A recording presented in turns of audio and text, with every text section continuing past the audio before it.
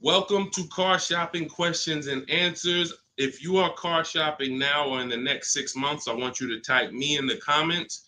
My name is Deshone the Auto Advisor. That's what I'm publicly known as. And all we do here is make sure that you know how to pay less than everyone else for cars. I'm very big on that. We spent the last 3 years helping people do this. And I spent 14 years in the car business before I started this. So I want you to start typing your questions. It's very important that when you're on this broadcast, you are locked in. Block out everything else. There's a lot of stuff in this world that wants to distract you. When you are distracted, you pay more money. That is what happens. When you are distracted, you pay more money. The people who get the savings, the people who know how to pay hundreds, thousands less than everyone else are locked in. So if you're locked in, I want you to type the lock emoji, or I want you to just type locked in, and we're going to get this show on the road. This entire broadcast is brought to you and sponsored by my new digital book. It's called Cars from Home, 7 Steps to Saving Time, Money, and Avoiding Dealerships. You can get a copy in your inbox immediately for 75% off for the next 30 minutes. When you visit the site, in my TikTok bio or in my Instagram bio, you'll see a button to activate the 75% off. You won't pay the $97. In YouTube, you guys will see a comment posted for you guys. I have a link pinned for you. And if you're on Facebook, if you're watching, I have a link for you floating. You can click that and that'll activate your 75%. But it's only for 30 minutes and you'll have the entire blueprint of everything we're going to discuss today. So while you guys are typing your questions, start typing your questions. Start typing your questions. I want to talk to you about the process. Thank you, Kelly. Good to see you. The process that we use to get below market leases, new cars, and used cars. Now, I know that might sound foreign to you. The idea of having a car shopping process may sound foreign because you may be used to winging it. Oh, I just feel my way around it. I hope I do okay. That is not a recipe for success, and you're not going to accidentally get a below market price. It's just not going to happen. You don't accidentally pay less than everyone else. You don't do that by winging it. And what I want to show you is how you can do this without being a good negotiator. So we use a 7-step process. That's why my book is called Cars from Home. You can already hear our process is at home. Who likes being at home? Hit the like button if you would rather spend time shopping at home than in a dealership. Hit the like button. Our process is called Cars from Home for a reason. All of your leverage, all of your control is from home. There is no power in the dealership. That's why the only time we're in the dealership is to look at cars, to test drive, and to go home. That is what we are there for. To look at cars, test drive, go home. We are never there to buy or negotiate because you have no leverage in the car dealership. So all of you, if you're like Deshone, I'm glad. Like, I hate being in car dealerships. You're going to love what we talk about over the next hour if you lock in. If you lock in. Again, if you're locked in, I want you to type the lock emoji, or I want you to type locked in, because I only want to talk to the people. I'm only talking to you. There's tons of people that's going to come through this broadcast. They know they're buying cars this week, this month, next month. They just going to wing their way through it, and they can't lock in. And I pray that we can get them to lock in so that they can see. Because listen, watch this. What y'all going to see me sharing throughout this whole show is really the people who've been locked in before you guys. Look, people like Adina. She just graduated, got her 2024 Hyundai Elantra. She decided the lease was the best way to go for her. She's paying $365 a month, no money out of pocket. $365 a month. I know people right now. In fact, this reminds me when I was young, when I had my first, I got a Pontiac G6 lease. It was $256 a month. A friend of mine bought a car just like this, a Toyota Corolla. They were paying $500 a month. So you talk about 365, 500 and change. These are major. And now to buy a Toyota Corolla will probably be more like close to the $600 a month to buy a new one. So we're going to talk a lot about our structure here. So let's get into it.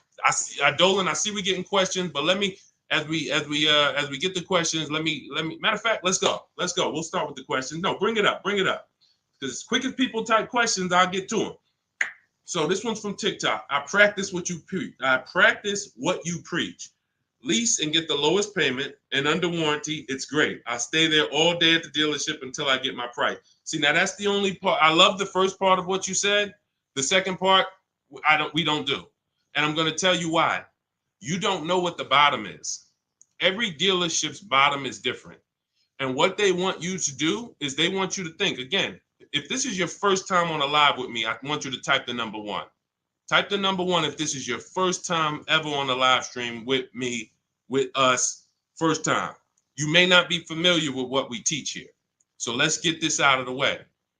I don't spend time in car dealerships, and I teach people not to. I'm going to tell you why. Welcome, Kellyanne. Okay, welcome. You came in giving gifts, and I appreciate you. So check this out. Here's why you never want to be in a car dealership negotiating. You don't know what the bottom is. Every dealership's bottom is different. I know they may have told you every Nissan dealer is the same.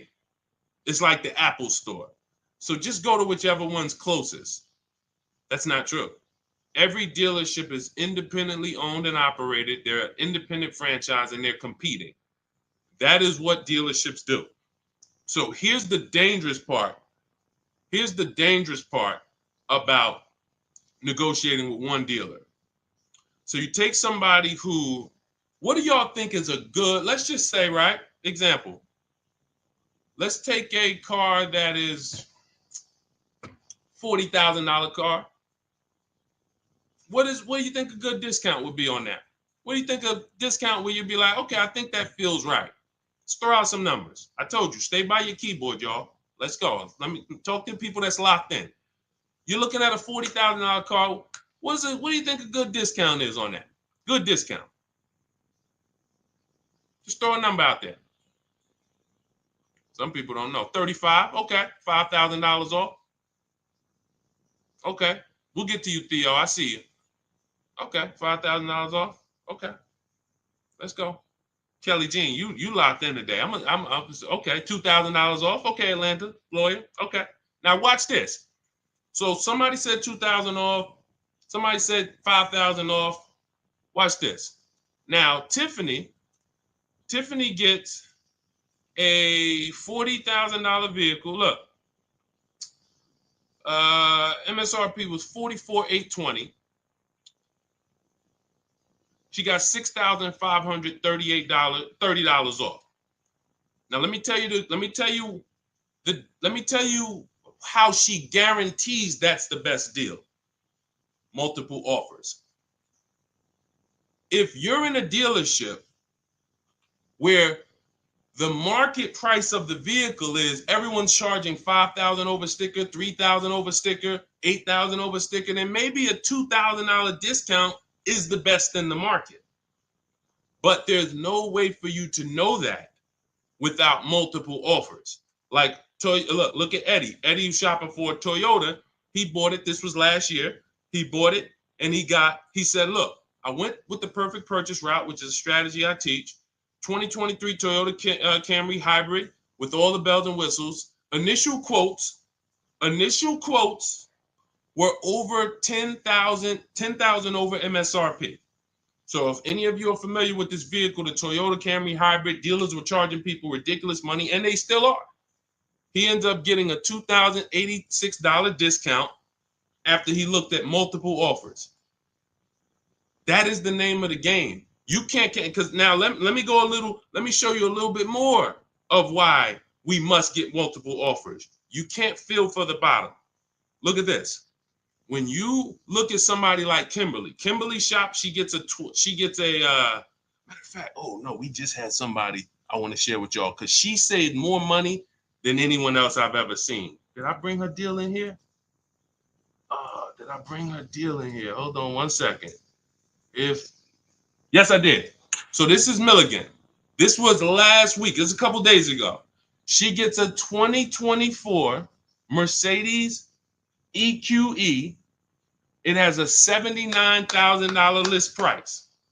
$79,000 list price. Now, if she would have went in there and said, well, I'm just going to negotiate my way in, and I'm just going to, let's say she got $8,000 off, $10,000 off. Who would feel like that was a good deal? You go in, you're looking at a $79,000 Mercedes. You know, does your gut tell you that's a good deal, or you want more? 10,000 off. Let's say 15. 15 off. And is that a good deal? Come on, tap in with me, y'all. Talk to me. Talk to me. I want y'all to know, because we don't do. I want y'all to know that I'm conservative with what I'm about to tell you. But I need you to hammer this point into your head that negotiating with a dealer is a losing battle when you're negotiating in there. So all right. So Jimmy said yes. I see you. Kelly said yes. 15 grand sounds like a good discount. I would feel good about that. Milligan paid $56,000. If you're on YouTube and if you're on Instagram, you can see it on the screen. She sent me her paperwork. This is what I do. So this is literally, people send me their deals. People who I work with around the country, whether you have my book, whether you're in my program, people send me their deals all the time. She paid 50. She saved almost $30,000 on this vehicle. Brand new vehicle. So what does that tell you? Had you gone in there and agreed to a $15,000 discount, you would have left thinking you did okay, which is the point I want to make before we wrap this question up. The name of the game with car sales, and I did this for 14 years, is not that you win. It's to make you think you won.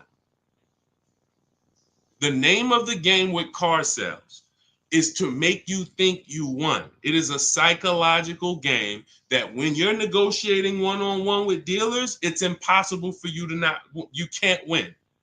So when you step outside and you start to sit back like we do and shop from home, and you learn how to look at the market the way I teach, the way you're going to learn, the more you tap in here, you will understand that your money and your leverage is at home, putting dealers against each other. Not going into one dealer and saying, okay, how much can you take off? Okay, who got that? Type $ if that point makes sense. You cannot feel for the bottom. You cannot say, oh, okay, that sounds good. 3,000 off. That sounds good. 10,000 off. That sounds good. 20,000 off. You can't say that on any vehicle. Now, sometimes your best discount in the market is 8,000. Sometimes your best discount is, like you saw Tiffany a little while ago, 6,000, 6,500. But the only way you can guarantee that that's the best offer in the market is to be at home looking at 5 to 7 offers. And in my book, I teach a strategy called the 25 to 5, where we connect with 25 dealers online, and it literally takes us 20 minutes. I have all email scripts that you send. There's no talking. We use this for new cars and leases. And literally, you will get 5 quotes. That 25 to 5 get you 5 to 7 written offers so that you can see what the market is. And you're going to be amazed to see that the best offer to the worst offer is so far apart. When you're looking at these 5 to 7 offers, you're going to be like, wow, how could these dealers be so different? Because 80% of them are overpriced. So when someone tells you, hey, Tiffany, that's my best offer. Hey, Taryn, that's my best offer. Barbara, Ken, my best offer. They may not be lying to you. That's their best offer. We need their competition's best offer. And that's how we make sure we guarantee the bottom price. If Milligan would have settled for $15,000 off, she would have left another $13,000 on the table. We can't leave that kind of money on the table. Okay? So yes, I love that you seem to understand about leasing, the person who shared this question, but what I don't love is being in dealerships negotiating. I do not do it. I don't teach to do it. We stay at home and we make people bid for our business. That is the game. Okay, all of this is inside my new digital book, guys. You can see it. It's called Cars from Home: 7 Steps to Saving Time, Money, and Avoiding Dealerships. And you can see, Josh, I have a support email everywhere. You can see it on my screen. Every time I do a live, I have a support email. When you purchase the book, literally on the thank you page, as soon as you pay, as soon as you get your 75% off, it literally says, screenshot this page. And it says, here's my support team's email, just in case you may have typed the email in wrong. And it says, click the link below to open up your book. So you can open it right there on the thank you page, save it to your phone or your computer, and I email you a copy. So DM me. If you don't see the support team email, we share it everywhere. We share it everywhere. I don't want to share it here live publicly, but DM me and we'll share it. We'll share it so you can have it. All right. Hey, Deshone, I drive 31,000 miles a year. Can I still get a lease driving that much? Theo, great question. So let's talk to high mileage drivers. If you drive more than 18,000 miles a year, I want you to type HM for high mileage. Now, here's what's important for you to understand. And what I love about the way you ask this question, Theo, is you're asking to understand. You're not asking with assuming an answer. So check this out. If you drive 18,000, all right, I see you high mileage drivers. If you drive 18, I see you Toussaint. You have to think about something other people don't. This is how vehicles normally lose value. This is what I call the unseen expense. You must understand this. This is what I call car buying 101, depreciation. So the people who don't understand leasing or who tell you not to lease, they don't understand depreciation. They say things like, well, I don't like to lease because I want to drive as much as I want to drive. Here's the thing. You pay for your usage whether you buy or lease. Give you an example. Let's say you buy a vehicle today for $40,000. What's that vehicle worth in 1 year, everybody? Let me ask you. Throw a number out. You buy a vehicle today for $40,000. What is it worth in 1 year? Average miles driven, 12,000 miles per year. What is that vehicle worth? Is it still worth 40? Is it still worth 40? No. Right, exactly. 33. Let's go. Let's go. Shout out to the people that's not distracted. 33. Look.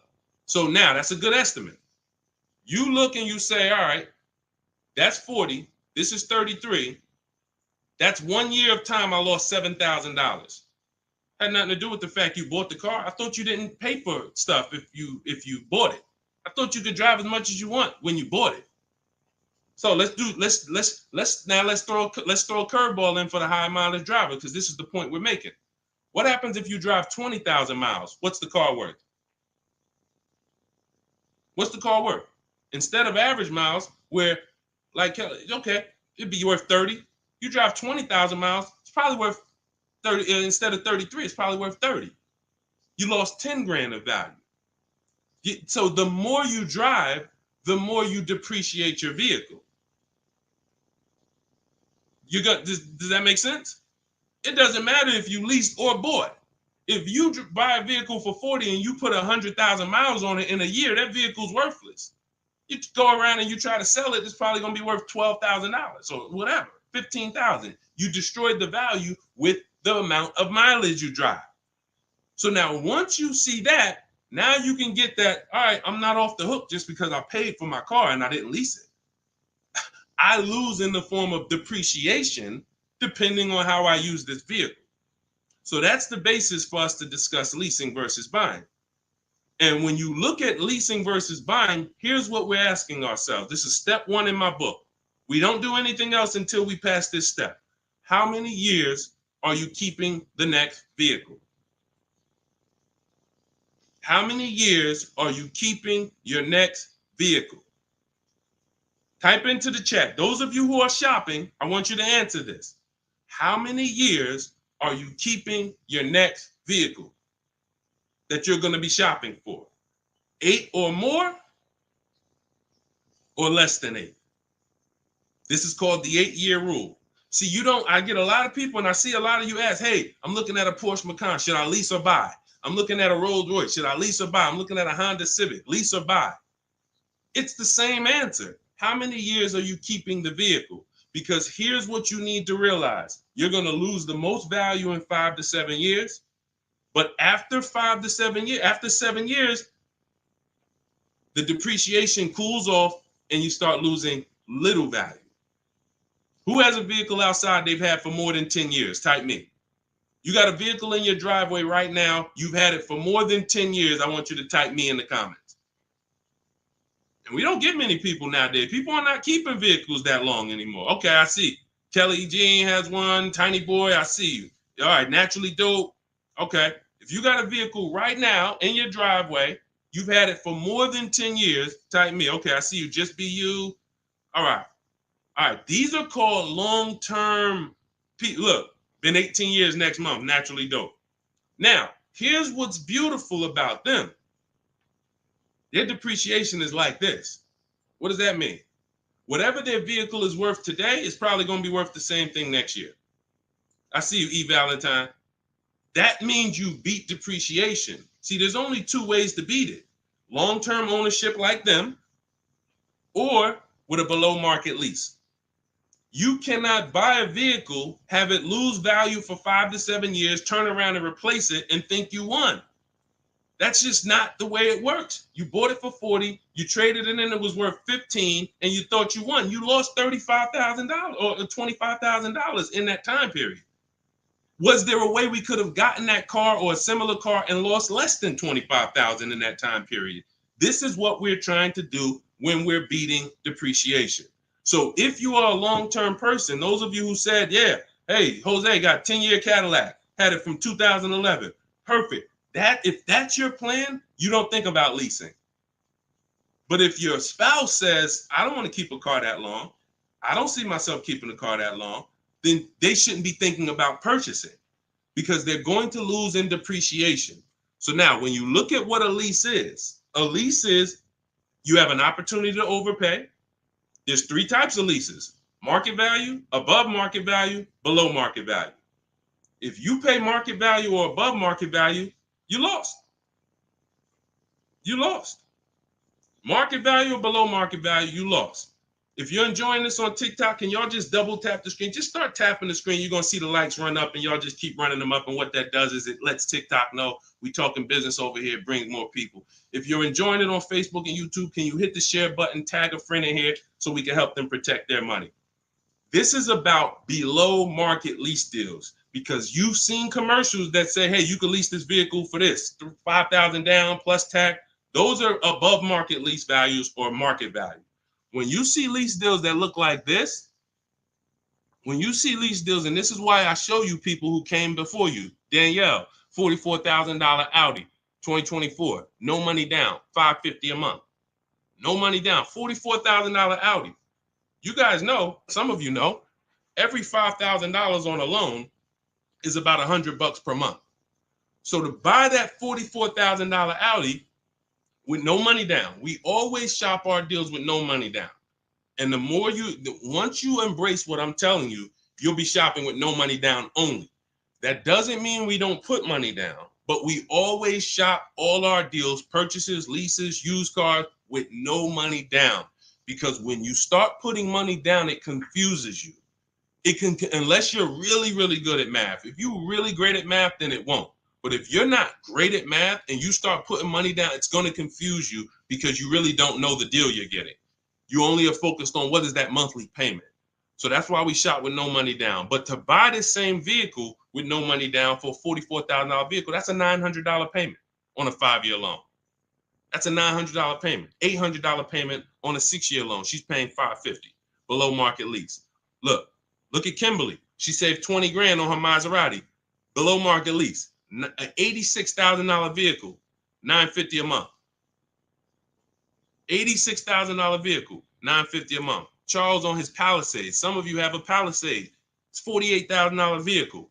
48, almost $50,000 vehicle. That's $1,000 a month to buy. All day long, 5-year loan. And some of you, if you're like Deshone, well, I got a $50,000 vehicle and it wasn't $1,000. That means you took a long loan. So we don't do that here. We don't take 8-year loans. We just don't do it. It's the same reason we don't take 40-year mortgages. We have boundaries here that tell us this is too expensive for us. So anyone can get you in a car. You could go buy a Bentley. They give you a 190-month loan. You'll be able to afford it. That don't mean it was a good deal. So we cap our loans at 672 months. We will not go longer than that. That is the longest loan we take.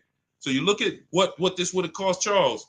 Hyundai Palisade, $48,000. That's $1,000 a month payment. What is he paying? $597. And you got people like Zafrina who just killed it. Look, $65,000 Jeep Grand Cherokee, $579 a month. That's a 0.88% lease. These are below market leases. So when you're shopping for a below market lease, you are beating depreciation. Had they bought any of these vehicles, the vehicles would have depreciated way more than the small monthly payments they're paying to drive these vehicles. And then we look at Jen. Jen got an 18,000 mile a year lease. She bumped hers up to 18,000. Started out at 512 on her Honda CRV. Bumped it up to 18,000. Look, she went from 12,000 miles per year to 18,000 miles per year. It was literally 40 something dollars more per month, $50 more per month. So some of you see people and you're like, oh, they blame the lease for their mistakes. Oh, I didn't get enough mileage, so I ain't leasing again. The problem was you didn't get the mileage you needed because you let pennies stop you from actually having a good lease experience. Instead, you saw the payment for 12 and they said, well, if you want 15, it's $25 more per month. And you said, all right, well, give me the 12. Now you have a bad lease experience. You have a penalty because you didn't get the mileage you needed. That wasn't a smart thing to do. But blaming the lease is an even worse thing to do. So we always get the mileage we need. So Theo, when we look at now that you understand depreciation, you understand you buy a vehicle, you're killing the value. You're driving 31,000 miles per year. But if you bump your lease up, and I want you to shop for your leases with 12,000 miles, no money down, only first month's payment, taxes and fees in the payment. You get multiple offers. You need to get at least 5 to 7 offers. You could do it manually. You want to call around? You could do that. I do it, and I teach in my book. We do it without talking. Literally everything we do is email. We don't talk to car salesmen. And I'm a former car salesman. So trust me, when I tell you my system is you don't talk to car salesmen, it's better for them and you. When you go pick up your cars from the way we teach, the car sales people are thanking you. They're like, man, this was one of the quickest, easiest deals I ever made. You knew what you wanted. You sent me an inquiry. You gave me enough information to make the deal. We did it in 20, 30 minutes. This was great. I would never develop a system that would make car sales people work hard. It's easy. They love what we do. But at the same time, you got to find the right dealers. And you got to understand, all right, I have to shop with 12,000 miles per year first, and then let me get my best offers. You know, we teach something called the 1.5% rule. We divide the monthly payment into the MSRP. In my book, I have a calculator that does this for you. So literally, when you get my book, 75% off in my TikTok bio, 30 minutes, Instagram bio, 30 minutes, YouTube comments, Facebook comments, you see the link floating. You got 30 minutes to get the book for 75% off, so you won't pay $97. In there, I have calculated, you put your lease quotes into, and it literally spits out which one is the best, and it spits out counter offers that we email back to them. So once you do that, you find your best deal. Is it 1%? Is it less than 1% like Zafrina's? Is it 1.2, 1. As long as it's under 1.5, out of all your offers, you need to have 5 to 7 offers. If it's under 1.5, now you got good value. And now you ask them to adjust it up to 31,000 miles per year. You can absolutely do a high mileage lease. And you are going to spend less if you're a short-term driver. So I told you guys, if you were on the stream the other day, I talked about the guy that came in. He's the one taught me this, a customer. When I worked at Hyundai, I was a manager for a little bit. He came in, he had a high mileage lease on a Hyundai Sonata. I had never seen it. He had 72,000 miles on the car. And I was like, hey, you leased this? He said, yeah, I always lease. I'm in sales. He said, I used to buy my cars. I would always have negative equity. I had to do big down payments. I hated it. I started doing just a high mileage lease. He was only paying like $150 a month more than the normal lease for 25,000 miles a year. So instead of coming in with $10,000 or $12,000 of negative equity because he put so many miles on the car, he pays $150 more, drives as much as he wants to drive, comes back every 3 years, gets a new vehicle. He's not tying up money in these vehicles. Now, for those of you who are going to be long-term, like the people who we just shouted out about 8, 9, 10 minutes ago, that is the deal. You do not lease. You're going to buy, keep that vehicle until the wheels fall off. That's the win. But if you're not keeping your vehicles 8 years, you're overspending by thousands of dollars not leasing. And we prove that over and over and over and over here. I want you to get from being stuck in the middle, either get to the lease side or get to the long-term owner side. Get out of the middle. That's where the depreciation hits are. That's where you lose in resale.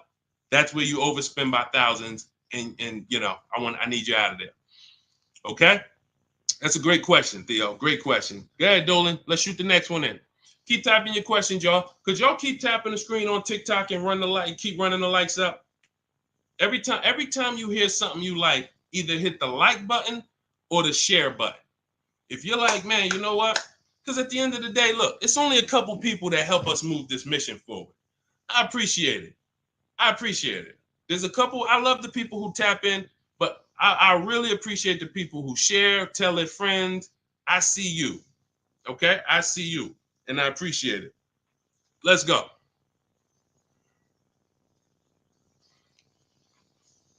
Okay, this one's from Instagram. If you negotiate with the manager, can you save because you're cutting out the sales guy? No. When you negotiate with a manager, I'm just trying. If I didn't have my way of doing it totally online by email, then I would be calling sales managers, and I'd only be dealing with sales managers. I'd be talking to at least 5. I'd be talking to as many sales managers as necessary to get 5 offers. And this is only for new cars and leases. The process for used cars is entirely different. We haven't had a question about that yet, so I'm not going to go into detail with it. But the process for shopping for used cars is totally different because that's based on marketplaces. But when we are talking and we're shopping for new cars and leases, we're only dealing with, I would only deal with managers if I wasn't doing it by email. But yeah, that's not going to help you save. What's going to help you save is getting multiple offers and seeing who's the best offer. Seeing which the first thing we want to decide when we look at a car. I was at the gym today and one of my friends showed me, hey, D, man, I'm looking at this car right here. This Lexus dealer had it on their showroom floor. I said it's 100 of them in the country. See, you fall in love with that one. And you seem to think, that's the only car out here like this, and whatever I can negotiate with them is great, man. 100 of those cars are around the country. 100, maybe 30 of them are within 100 miles of you. My mission and your mission is to find which dealer is going to sell that car for the lowest price. That's the mission. It's very simple, and it's very simple when you're doing it from home. Very simple. We don't negotiate with one car. They're cookie cutter. I don't care if you're looking at the rarest Bentley. There's still a couple of them in the country. Because the more, when a dealer can make you think we're the only ones with this car, they can charge you what they want to charge you. And you're going to say things that are going to be like, charge me more. What does that mean? Oh, man, I ain't seen this one before. Okay, ching, cash register. You say stuff, See, I'm a former car salesman, and thank God he's put me here to do good in this world. And he's given me a heart to help people, and I just never had the heart to take advantage of people. I know the business like the back of my hand. I've been a manager at Ray Katina. We had to run our own deals. Most car salespeople have no idea what I'm talking about. Me and my friend, we were just talking about this because the places we worked at, we had a different standard. We had to know the numbers. We ran the program. Ray Katina didn't have finance managers. A car salesman who just runs back and forth, no disrespect, but you don't know what we're talking about here. You say, all right, get the customer, go get the numbers. Get the customers, go get the numbers. You won't get that. But at the end of the day, that is like this. When I tell you that when you start putting dealers against each other, it's the only way for you to prove to yourself what I'm telling you is true. I can show you people all day long. I can show you Jen. I can show you Rosalie. I can show you these people ain't me. These people wasn't in the car business for 14 years. Ansley, look, got his car in 2 days. Look, he said, I started the process Saturday, made the deal Monday. Got him a 2024 QX60 Lux, $58,000 vehicle, $554 a month at home. At home. He wasn't in the dealership for 12 hours to get this ridiculous price. I can show you this all day long, but until you see that the name of the game is putting dealers against each other, and when you see how much you're going to save, you'll never go back to the old way. You'll never go back to the old way that you were programmed to shop. You weren't taught to shop that way. You were programmed to shop that way. Nobody taught you to shop like that. It just was like, oh, I guess I'm going to go get a car. Let me go into the dealership. No one told you to do that. It's an indoctrination process. So you got to get the mindset first. Biggest thing. That's why that's why there's a couple things that I do to let you know it's mindset first. Without the mindset, you can't get what we're talking about. Unlearn, relearn. That means you got to unlearn what you were taught. You got to unlearn what you do. If it's not working, unlearn it. You can't relearn it until you dump the old stuff. Cars from home. That's the mindset. That's the mindset. Anytime you're spending more than a couple minutes in the dealership, you got to ask yourself, I'm definitely not doing cars from home. This doesn't feel like cars from home. If you're home more, then you should be feeling like, okay, this is cars from home. And all of this is in my, if you like, guys, you don't want to remember all of this, you just want the step-by-step blueprint, that is my new digital book. It's 5-star rated. You can Google it. It's called Cars from Home, 7 Steps to Saving Time, Money, and Avoiding Dealerships. You can get your copy for 75% off in my TikTok bio, my Instagram bio, the YouTube comments, or the Facebook comments for the next 30 minutes. After 30 minutes, price goes back up to $97. And it is worth every penny at $97. People saving $5, $10, $15, $20,000, never spending more than 30 minutes in the dealership. They pay $97 all day. We sold tons of books for $97, but $24 is better. So go ahead, Dolan, shoot the next one up. All right. This one's CPB013. Is the online price the lowest they will go on a used car? All right, so this is a good question. Is the online price the lowest they will go on a used car? If I've narrowed it down and I see a car that is priced lower than everything else on a used car, now we're talking about my multiple marketplace strategy, because this is how we look for used cars. We're looking at all the marketplaces.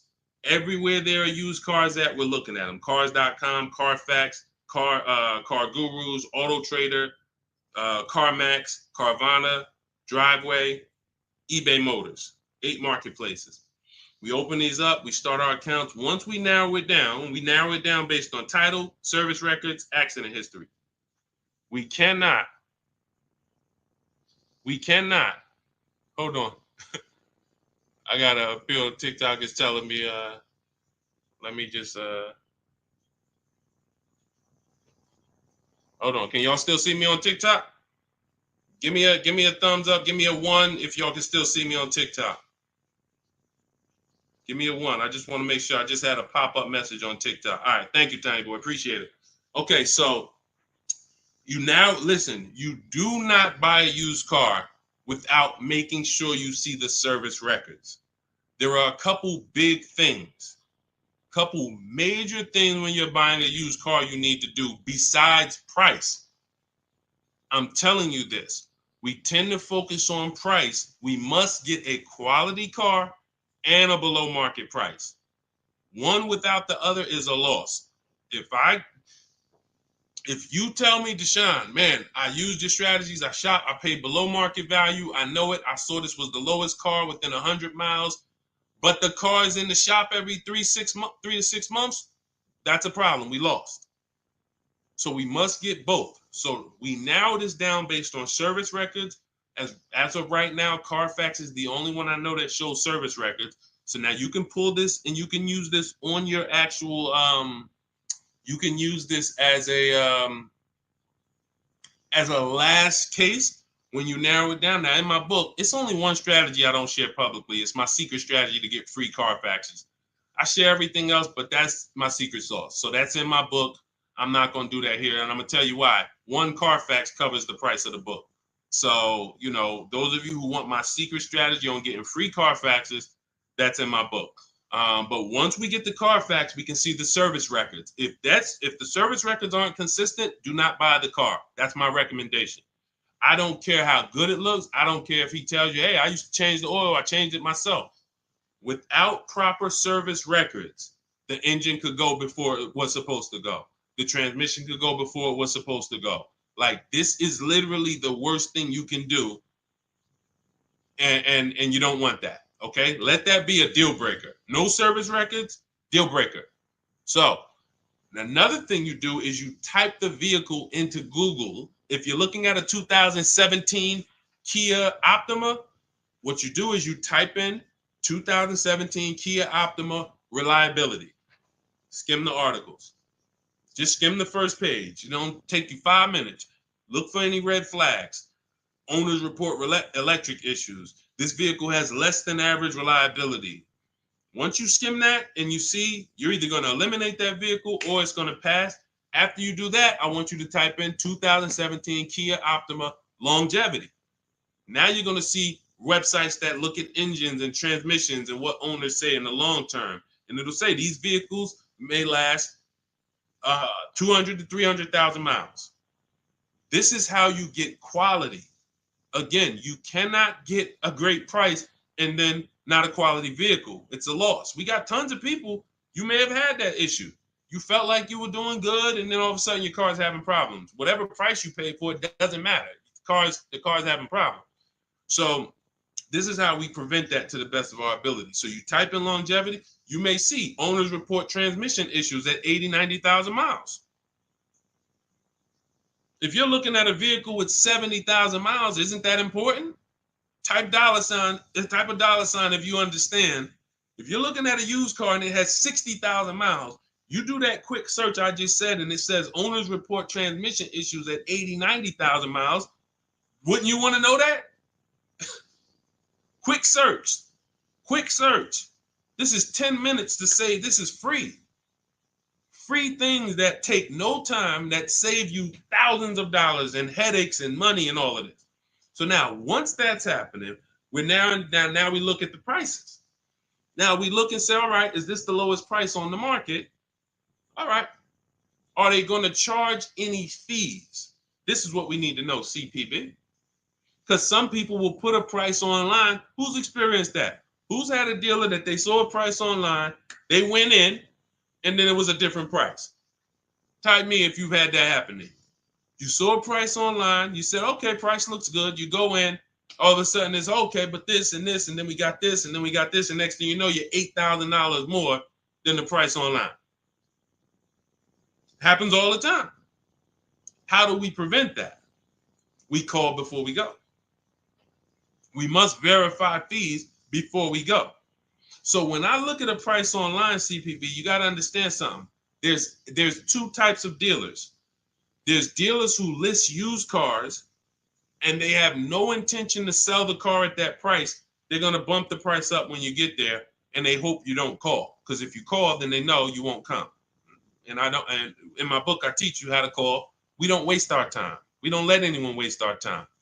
While we're in a dealership that's wasting our time, the real best price car is selling to someone else. If you narrow it down to 3 cars and then you go see one and it's like, okay, Dad, you wasted my time. Now you come back and the other 2 that was really the best price, those are gone. Because the best price cars don't last long. So we can't afford to let anyone waste our time. So now the goal is to see, can I get money off, but not here. We don't do that until we get there. Because a lot of times when we shop for used cars, we're getting notifications of every car that pops up. A lot of times we get cars that no one even knows hit the market yet. Soon as they hit the market, because I teach you how to know the market, you literally know the car there before anyone. You verify fees, you're there, you test drive it, you lock the car up. You can't call those dealers and be like, hey, could you take another $1,000, $2,000 off? Because they're going to be like, well, we just got the car. We're going to give it some chance. And I'm going to give you another insider secret. Dealers use a tool called V-Auto. When we list used cars, we know what every used car is priced at around us. We know what every single used car is priced at all around us.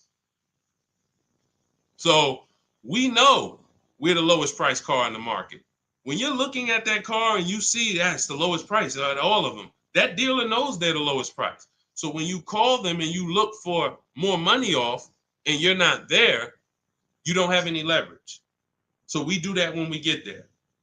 So this is all in the process that we use. I talked to y'all at the beginning of the stream. We talked about process.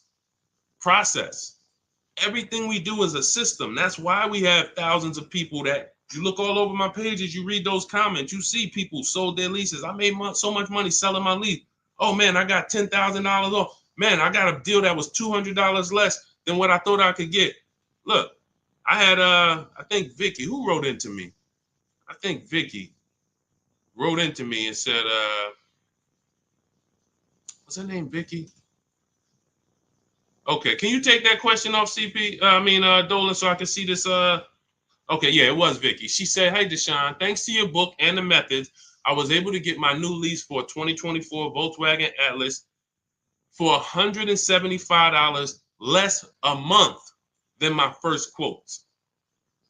I did it all online except for picking up the car. I put no money down other than first month's payment and DMV. I saved over $6,000 over the life of my lease listening to your tips, using my scripts. My negotiating scripts, you don't talk, you're typing, you're copying and pasting. So if you have it, if you can't copy and paste, this ain't for you. If you're not good with a computer, you can't visit websites and copy and paste. This isn't for you. But that is the name of the game. That is the name of the game. Like, it is all about having a process, not winging it. This is a 5 and 6 figure transaction. You wouldn't wing a home purchase. I don't care if you found the least expensive shack in the country. You found a shack that was $40,000. And you're like, man, I want to buy that shack. You wouldn't wing that process, right? You wouldn't be like, oh, you know what? I can handle it. Forget the attorney. I don't need a realtor. I don't need none of that. I'm just going to go and, no title company. No, there's a process. Doesn't matter. Even the least expensive house. So if you treat car buying here like you treat home buying, if you treat car buying like you're buying a small house instead of a big TV, that's how people treat buying cars. Then people come in, hey, honey, look outside. You bought a car? Hey, I went down. I told you, I told you I was just going to get milk, but I stopped by the dealership. I knew you was out for a couple hours. What happened? Like, how'd you buy a car?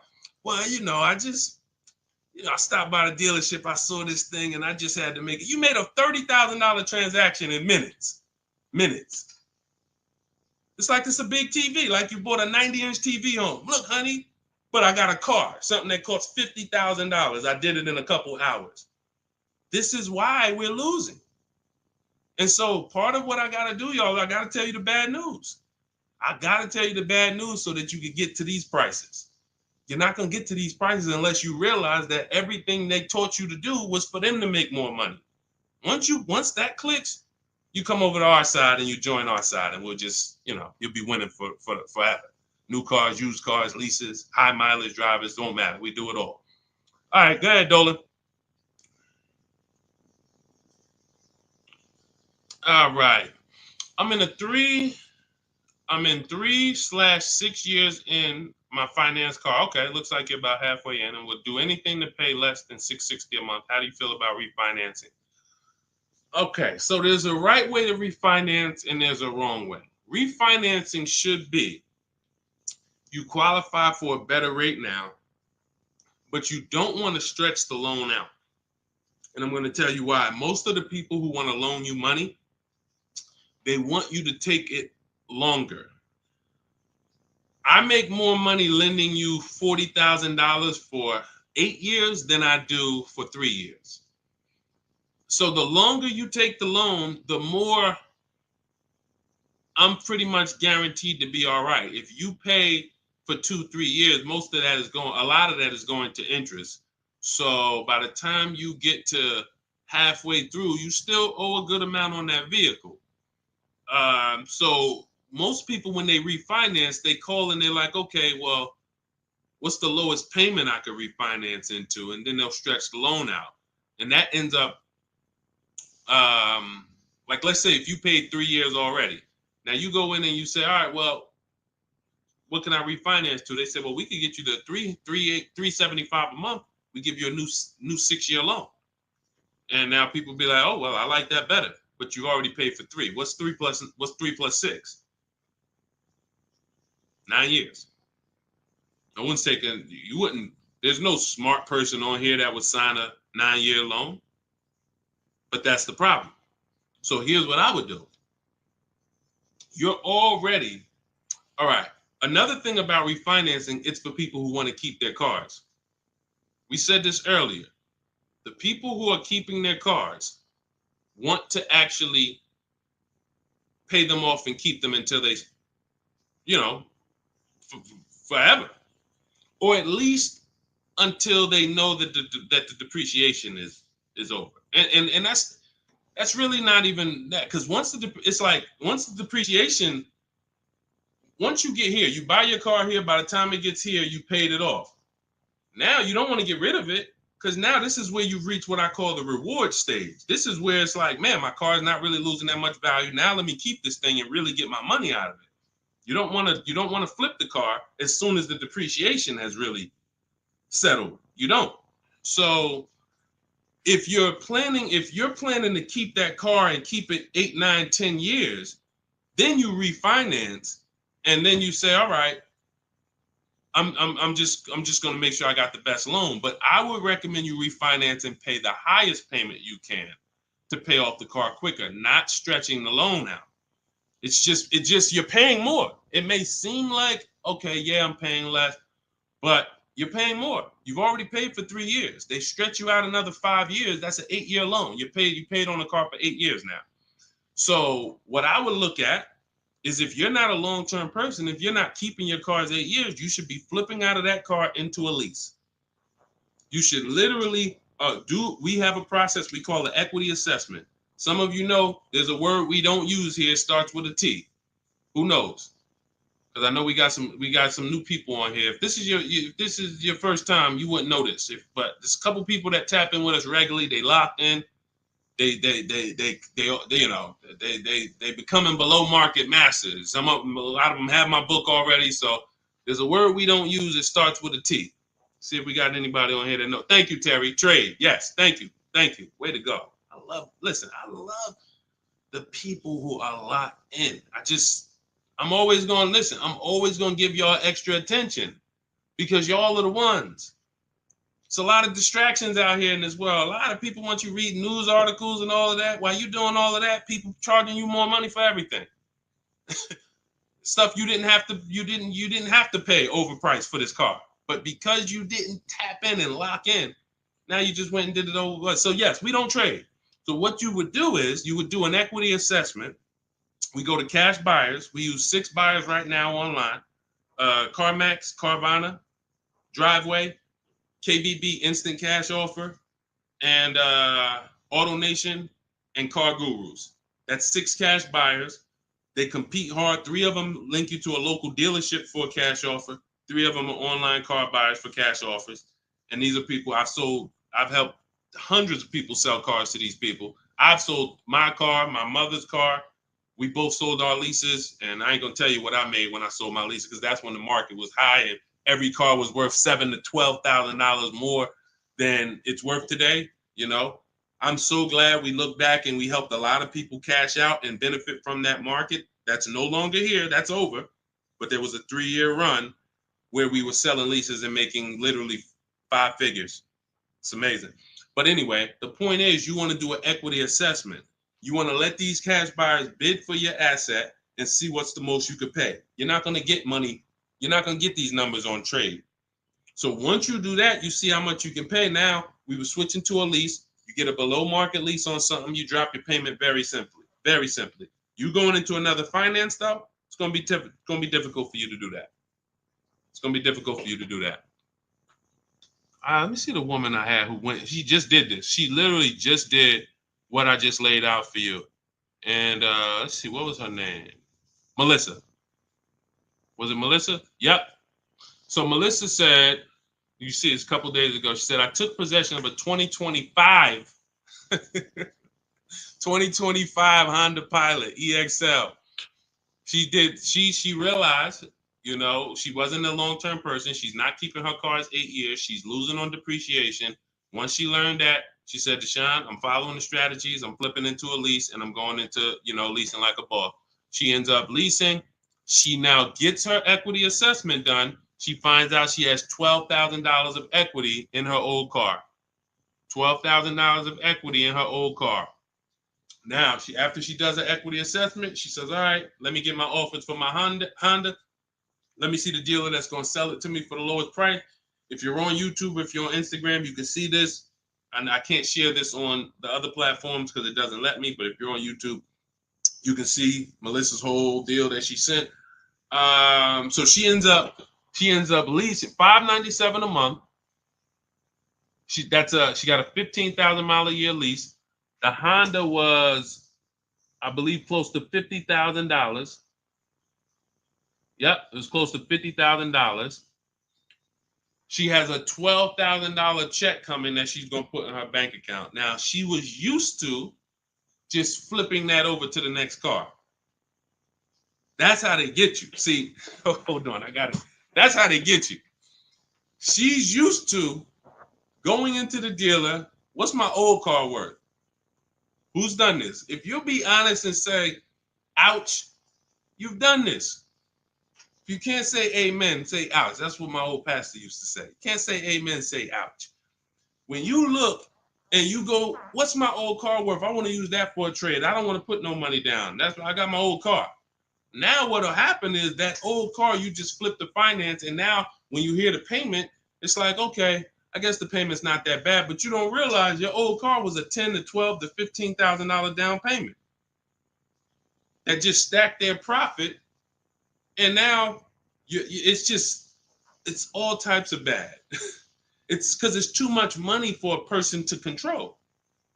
It's too much money. When you go into a dealership to trade and you need a loan, that's 3 transactions you're giving to the dealership.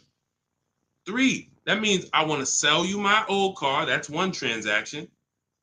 And instead of me making people bid for my old car, I'm just going to give it to you.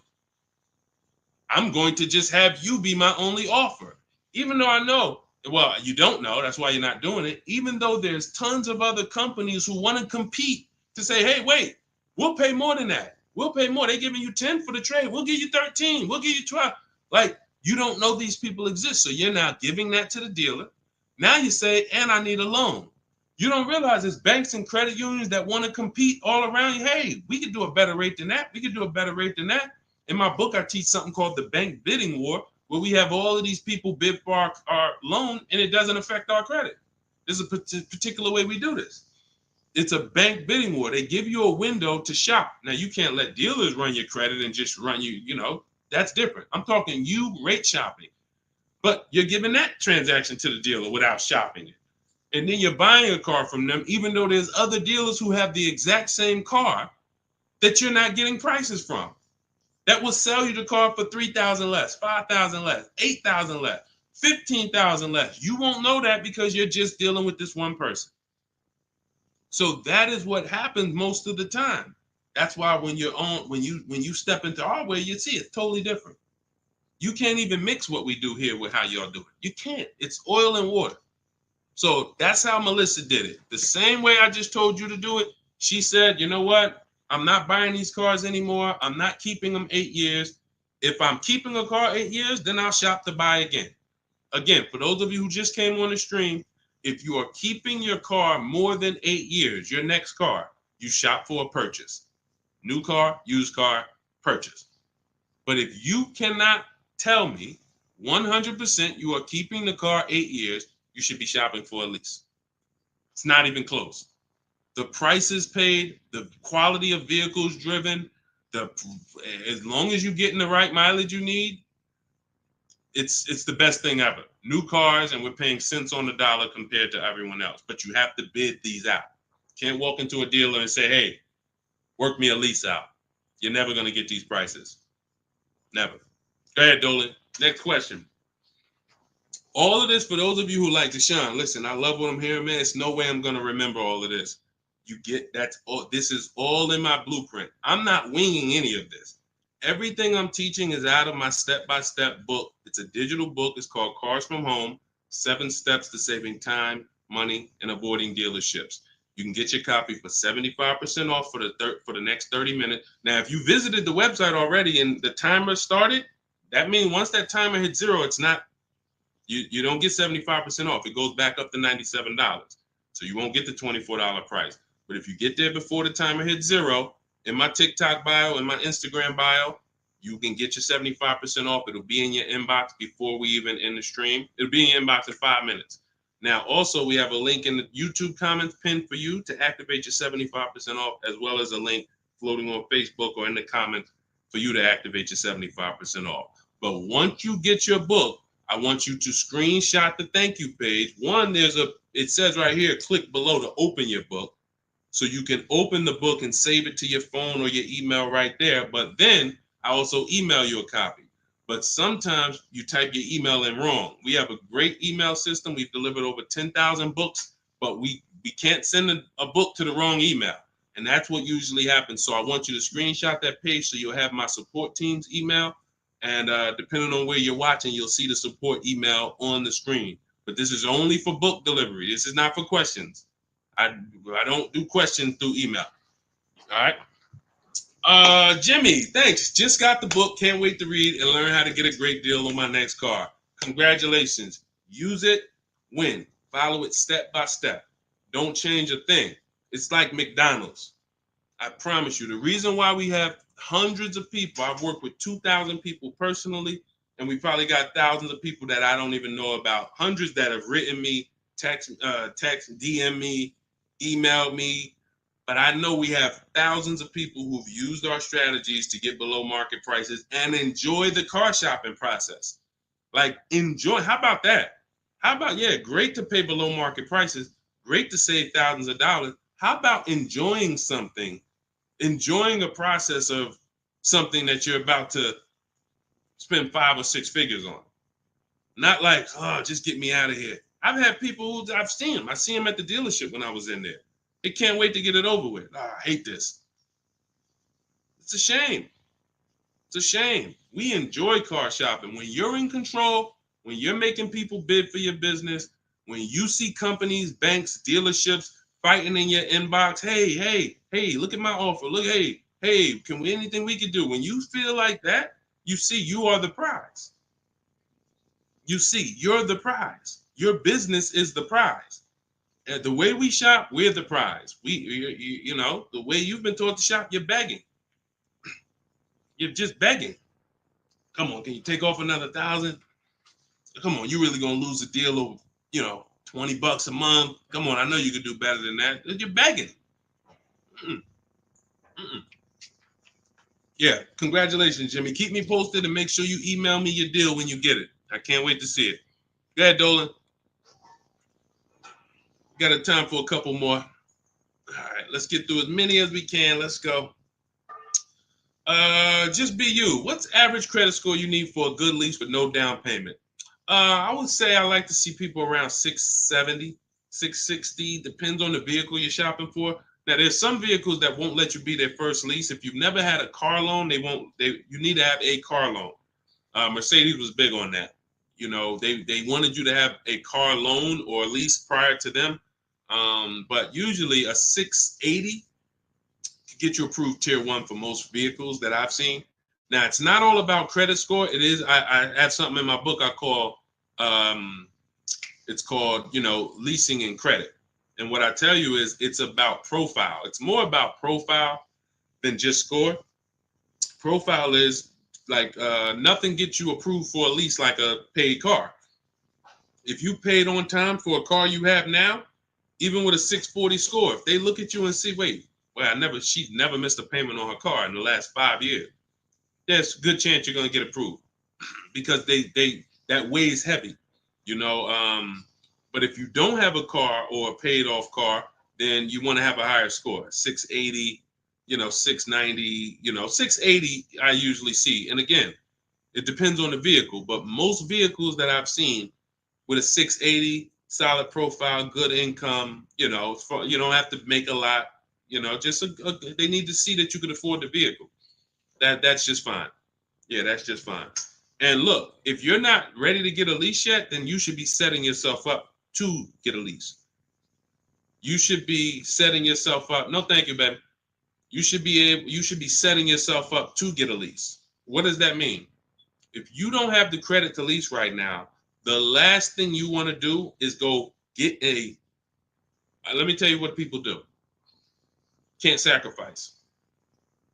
Can't sacrifice.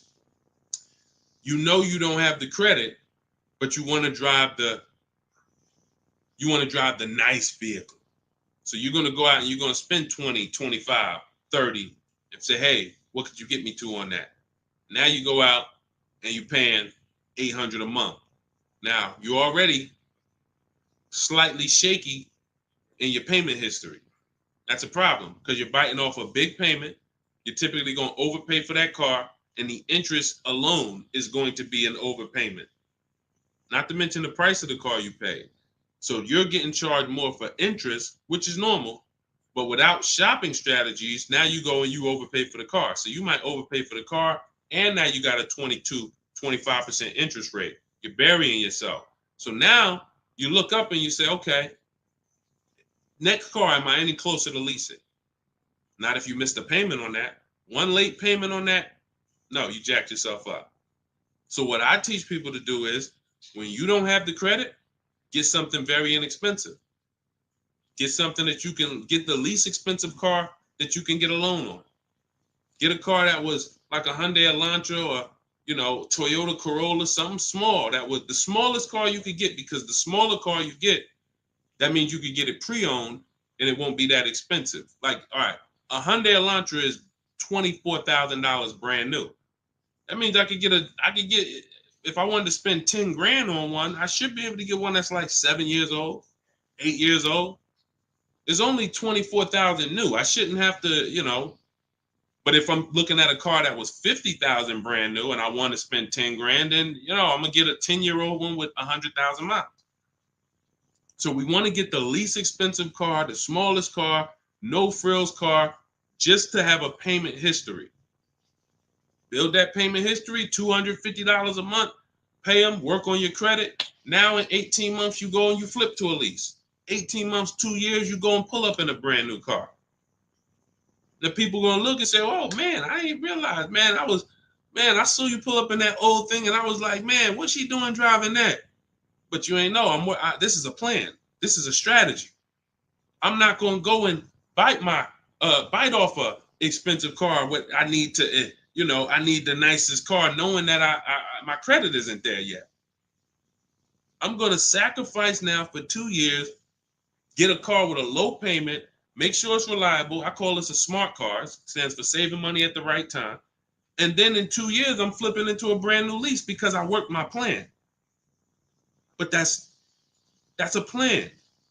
How many people I saw with bad credit driving Dodge Chargers? I look at what they paying and it's like, yo, dog, this is a horrible deal. Why'd you do this? You couldn't just sacrifice. You already make the money. You could have bought a less expensive car, fixed your credit, and in 2 years you've been driving a new Dodge Charger with, leasing it. Like these are the things that I tell people with bad credit, because it's a real financial, you need a plan. You need a plan. So good question though, just be you. All right, go ahead, Dolan. Send one more in. Let's go. Everybody getting value. If you're getting value out of the stream, type dollar signs. Type dollar signs. This is what we do over here. I see y'all running the likes up on TikTok. Shout out to everybody tapping the screen. Appreciate y'all. Queen Daphne, I was leasing for 20 years and I bought this last car. I have 76,000 miles on it in 4 years. Now I want to get a new one. See, you're a lease person. So you shouldn't, you're a lease person. You should be leasing, getting yourself, if you have in 4 years, 76,000 miles, that's about, it's probably about 18,000 miles a year. Look, here's the thing. Look at Jen. If you didn't see Queen Daphne, I shared Jen's deal earlier. Look at Jen. She got the exact lease you need. Look, finalized my deal this evening. Honda CR-V hybrid, very popular vehicle. 39,155, 512 a month at 12K. We always shop 12K with no money down. It was a 512 a month payment. That's a 1.3% lease. 512 on a $39,000 vehicle. So now once we shop our deals for 12, that's when we adjust with the dealer who wins the bid. Whatever dealer wins the bid, now we adjust the mileage with them. We customize it with them. So she said, okay, she told the dealer she wanted 18,000 miles per year. It went from 512 to 563 a month. That's it. Literally. $50 more a month. And she's driving 18,000 miles per year. $50 more. That's what people don't do. They take the 12, $50 more a month times 36, that's $1,800. $1,800. $1,800 over a 3-year period. $50 more per month. She gets what she needs instead of a person who says, well, I really needed 18, but I got 12. So you got 6,000 less miles than you need. Multiply that by 3 years. That's 18,000 miles over you're going to go. At 25 cents per mile, you're going to be charged. 18,000 miles over at 25 cents per mile is $4,500 penalty. This is what we call penny wise, dollar foolish. Penny wise, dollar foolish. I'm going to pay $4,500 at the end to avoid paying $1,800 over 3 years. Y'all understand? You understand?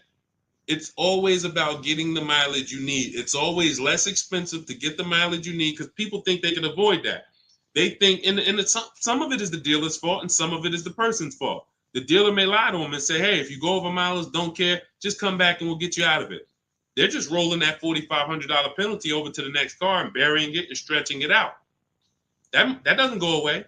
You cannot, because you know why the dealer has no control over this? Because the dealer has nothing to do with that. It's the bank's vehicle. The bank is expecting you to bring back the vehicle with the mileage you said. So when you bring it back and it has 18,000 more miles, you owe the bank. The dealership is out of it. The day you buy the vehicle, that paperwork signed, the check gets cut, dealership gets paid, dealership's out of it. They have nothing to do with the car anymore. It's between you and the bank. That's the bank's car. That's why when you drop off a lease, you pay a disposition fee to get the money, to get that car back to the bank where it belongs. The dealer has to transport it to the bank. It's their car. So it's always, we always shop for what we need. And it's a small amount of money. So what you do, Daphne, is you do your equity assessment. We talked about it. If you missed it about 10, 15 minutes ago, you can go and watch the YouTube replay. Or if you want everything I teach step by step in my book, it's in my digital book. You can click the link in my Instagram bio or in my TikTok bio. You get 75% off, so you get the steps for $24. As long as you get there before the 30-minute timer goes to zero. But what you do is you do your equity assessment to find out the most money a company will pay you for your current car. See if you have equity or do you have negative equity. And once you do that, now you move into shopping for your replacement lease. And it's simple. You separate those two transactions and you'll be just fine. And it's very, very simple. But I wouldn't, unless you're keeping your car 8 years, don't do this. And this happens a lot. People who love leasing, enjoy leasing, and then all of a sudden you buy something and it's like, nah, you know what? I really want to get back to leasing. That happens. I did it. And I broke my own rule. And here's the thing. When you break your own rule, y'all see, because I'm about to replace this truck, because I thought I was going to keep it 8 years. This is why you have to know. When I bought this pre-owned Infiniti truck, I got a great price on it. Saved 42% off the original price. That's another thing we do with used car. We must know what the original price was to know if it's a really good deal. We didn't go into detail on that in this show, but that's a big deal. You cannot. How do you know you're getting a good price on a used car if you don't know what it was originally priced? What equipment it was, what packages it had in it, what was the original list price, and what's the asking price? That's how we calculate discount. I call that the true value discount. That's in my book. So, but when I got it, I got a great deal on it. Now, when I look at the money that I paid over 3 years, once I get this new lease, you're going to see that I could have just gotten the lease. I could have just gotten the lease when you compare a used car, great deal on a used car, to a lease, they're about the same money coming out your house over a 6-year period. If you got one vehicle and you kept it for 6 years versus 2 leases, it's going to be about the same money on 2 pre-owned cars. Now, comparing a new purchase to a below market lease, totally different money. thousands more for the new purchase, thousands more. We've already hit on that throughout the stream. But what I'm going to show y'all when I do this is the amount of money that I put into the car over 3 years, over the almost 2 years I've had it. I could have just leased a brand new car for the same amount. So it's not that I overpaid, but what I could have been driving had my structure been right. And again, that's why the 8-year rule is so important. If you can't guarantee you're keeping the vehicle 8 years, you should not buy it.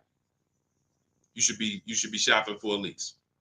That's the name of the game. It's not even a question. We continue to prove that over and over and over again. So anybody, if you just jumped on, you can watch the YouTube replay. You can see all the lease deals that we shared. Again, the message is get from one side, get out of the middle. Get out of the middle. You either want to be on the shopping for below market lease side, or you're a long-term buyer keeping your cars more than 8 years. Everyone who's buying their cars and trading them in, or buying them, paying them off, and then trading them in, you're losing the most money because you're on this depreciation curve. Again, we're just recapping what we covered in the show so far. This is how you're losing value, and then as soon as you get to the bottom where it's starting to cool off, you replace your car and you go do this all over again. So you need to get to one side. You either want to be shopping over here for below market leases, or you're keeping your cars long enough to beat depreciation, like the people we talked about earlier in the show who said they had cars for 12 years, 10 years, 15 years, 18 years. That's the name of the game. You don't want to be leasing and then buying the lease. You're mixing them. You don't want to be buying the cars and then replacing them before they're paid off. You're stuck in the middle. So let's get in the right structure. Again, all of this is out of my new digital book. It's 5-star rated. It's called Cars from Home, 7 Steps to Saving Time, Money, and Avoiding Dealerships. It is the blueprint for below market leases, the blueprint for below market used cars, new cars, high mileage drivers, high mileage leases. Everything you need is in there in a step-by-step fashion, making banks and credit unions bid for your business instead of just going with one bank. Rates are high. Whenever rates are high, you need to be shopping rates. Even when rates are low, you need to be shopping rates. And you're not, this is all money. 2 points on an interest rate literally could be $2,000-$3,000. That's big money. So we need to know this. All of this is in the book, and you can get your copy for 75% off. It is a digital book. So anything that happens new in the industry, I update it. Example, Vroom went out of business. Vroom used to be on our list of people to sell our cars to on the equity assessment, and they were on our list of pre-owned cars. When we would shop for pre-owned cars, Vroom was on our list. Vroom went out of business. I went right into the master file, updated it. Everyone who opens up the book, you never saw Vroom since then. I couldn't do that with a print book. If I had 10,000 copies in print in people's houses, how do we update it when these companies go out of business or when a new website comes into the market? So with a digital book, we do that. You get free updates for now, and that's what we've been doing. So 30 minutes only. Once the timer hits 0, the price is $97. Once you get to, before you, where can you go? TikTok bio, Instagram bio, Facebook link in the comments, or it's floating, YouTube pinned comments. Get there, get your copy for 75% off. And please send me your deals. When you make your deals, send me pictures of the car, send me the details. I can't wait to see it. All right, we'll be back for another stream. Shout out to everybody who checked in. Shout out to everybody that was locked in. God bless y'all.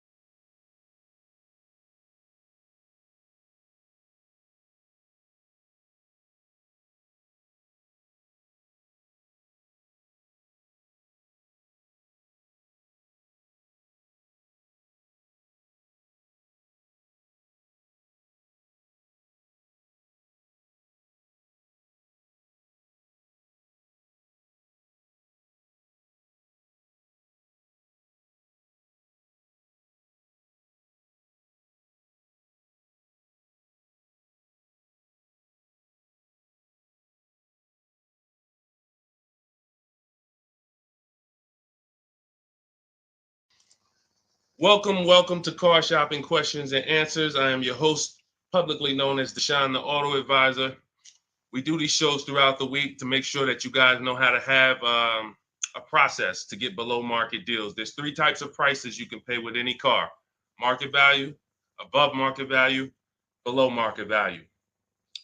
Below market value is reserved for the people who have strategies. It's not for the negotiators. Great negotiators pay market value all the time. They never know it. The only way to guarantee below market deals is to master the art of putting dealers against each other, looking at multiple offers. That is how you guarantee below market deals from home. So everything we're going to be talking about today is something we call the cars from home mindset. You do not need to spend more than 30 minutes in a car dealership to pay below market price. What you need to do is learn how to make dealers compete for your business so that you can stop begging for discounts. So you'll see this in a whole different way. We got a couple questions already that came from TikTok. So we'll get to those. You guys can start typing your questions. We have Dolan in the background. He's moderating and he's going to bring in as many questions as we could get through in the next hour. So we're going to try to go as fast as we can. Let's get the show on the road. Everything you're about to learn is going to be out of my new digital book. It's called Cars from Home, 7 Steps to Saving Time, Money, and Avoiding Dealerships. And as part of our welcome offer, you can get a copy for 75% off. It's normally $97 and it's worth every penny. You can Google it. You can see it's 5-star rated reviews, but I want to make you a special welcome offer to get your copy at 75% off. You can get it in my TikTok bio and my Instagram bio. Just click the link and it'll activate that 75% off. And for those of you watching on Facebook, you'll see a link floating.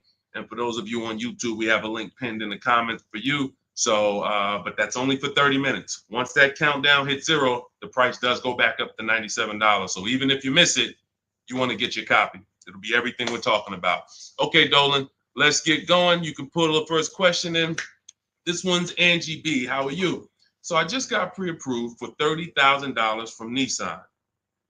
Should I ask about the interest rate and loan? Yes, you should. We don't usually, in fact, we never get pre-approved from a car dealership. Nissan is, I was at the gym earlier and somebody said, hey, I went into my Lexus dealer and, I said, you own a Lexus dealer? He said, well, what do you mean? I said, you said it was your Lexus dealer. You said, I went to my Lexus dealer. I said, that dealer is independently owned and it's for profit. It's not for you. These people are not your friends. He said, no, you're right. He said, they are nice though. I said, well, you make more money when you smile while you're taking someone's money. So there's people who make tons of money, they never smile. But if you smile, you'll make even more money. The point is to understand that someone who has an interest in making money on you should never be your only offer. Never. Because you don't know how much they've built in for themselves. So when you get this pre-approval offer, the best thing for you to do is to, all right, there's some smart people on here that know this. They know this particular part. You separate your car purchase from your loan. You can't mix these two things. I want you to start looking at Angie. I want you to start looking at your car purchase separate from your loan. There's something I call the 3 pillars of great car deals. 3 pillars. And if y'all are on break or something, or you should have a pen taking notes, unless you're gonna watch this replay, because we're gonna cover a lot of stuff in the next hour. 3 pillars of great car deals. You must get a great deal in each pillar to actually get a great deal. First pillar, who I buy my car from. Second pillar, who I get my loan from. Third pillar, who I sell my old car to. Those are 3 independent transactions. So when you give a dealer your old car, because you said I'm going to trade, now you give a dealer your loan. And you also buy a car from that dealer. You've given them 3 transactions. Each of those transactions has big money in it. How do we know each one of those transactions have big money in it? Well, I spent 14 years in the car business, 5 years Mercedes, 5 years General Motors. That's how I know. But how you can know is to look at the fact that there are companies that only want to lend you money to buy cars, and they want to fight for your business. There's banks and credit unions out there. They don't sell cars. They sell money. They sell money. They want to compete. Please give us a chance to earn your business. You're going to start doing that. There's companies out there, Driveway, Carvana, Kelly's Blue Book Instant Cash Offer, AutoNation, CarMax, Car Gurus, 6 offers. There's companies that buy cars. They pay cash. This isn't Facebook Marketplace. The only way we used to get more money for our old cars than we could get from a dealer is we had to sell it privately. Y'all remember that? Remember that? If you wanted to make 2,000 or 3,000 extra than the dealer was going to give you, you had to sell your car privately. These 6 companies that I just named are going to pay you more than any dealer is going to pay you to trade. So what you got to understand, academic weapon, and people like you who are asking these questions, you got to understand that there's 3 parts to a car transaction. The ones I just broke down, that's if you have a trade. But now, how do you make sure that you get a great deal in each one of the pillars? It's simple. Bids. It's simple. Bids. All you have to do is embrace that. As long as I get bids, it's impossible for me to overpay. This is great for the people who's not a good negotiator. Let's be honest here. If you're not a good negotiator, type not me. You're just not good at it, or you just don't like it. Just type not me. Or me. It doesn't matter. Just something to tap in. Be honest. I see you, academic. Okay. Anyone who's just not, and here's what I know, because I'm taught this in sales. Only 15% of the population is. Only 15% of the population is comfortable with conflict. Hey, Terry, thanks for being honest. This is how we're going to win, being honest. So when you look and say, well, if I'm not a good negotiator, how do I get below market prices? It comes back to bid. So everything I'm teaching you is based on a bidding system. What you should be doing, Angie, is I'm gonna teach you something I call the bank bidding war. This is in my new book. So when you get your copy of the book, you'll see the entire bank bidding war blueprint. I tell you how to do this step by step. The credit bureaus, dealers don't want you to know this, so pay attention. Everyone hit the share button. Shout out to the sharers. I need everyone who shares to hit the share button. If you're on YouTube, hit the like button. Hit the like button, because we're about to drop something on you that I know you've never heard. Pretty much everything you're going to hear you've never heard. But let's go deep on this bank bidding war. The credit bureaus allow you to have multiple lenders access your credit within a certain period of time. And as long as you let them all access it in that period of time, it's going to have the same effect on your credit score as one hard inquiry. So if one hard inquiry on your credit would have lowered your score 9 points, you can have 20 and it'll lower your score the same 9 points. So obviously, if we could have one and we're going to take a 9-point hit, or we could have 20, what's better? With one person competing for our business or 20? So you cannot go into the dealers to do this. You can't say, well, I heard Deshone said I could go to this dealer and let them run my credit, and then the next day I could go to this dealer and let them run my credit. That's not how it works. You cannot do that. What you will do is you will make your deal for your car. First thing you're going to do, Angie, in the bank bidding war process is let's see, are there any special interest rates in the market? That's always step one. The bank bidding war is 3 rounds. Step one is, are there any special interest rates for the car I'm looking at? Are they running 0%? Are they running 1.9%? Anything that I know a bank or credit union can't beat at all. It's a subvented rate. It's like a rebate on a finance. It's the company saying we want to move a lot of these cars. Let's give the people low interest, no interest. Now, once I check that off, there's no special rates. Now we're moving to the next step, which is shopping for our car.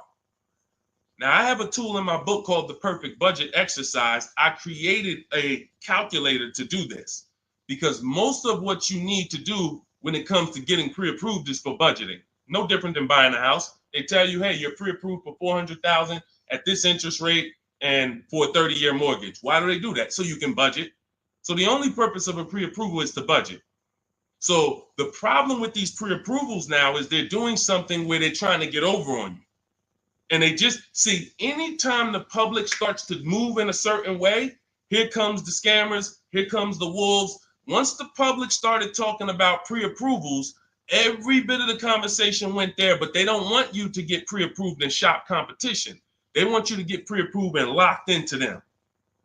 That is what you want to avoid. Anytime you see anyone trying to lock you into them, one dealer, lock me in. Hey, one dealer sent me this letter. Come get this car from us only. Lock me into them. Hey, you're pre-approved from this bank. Lock me into them.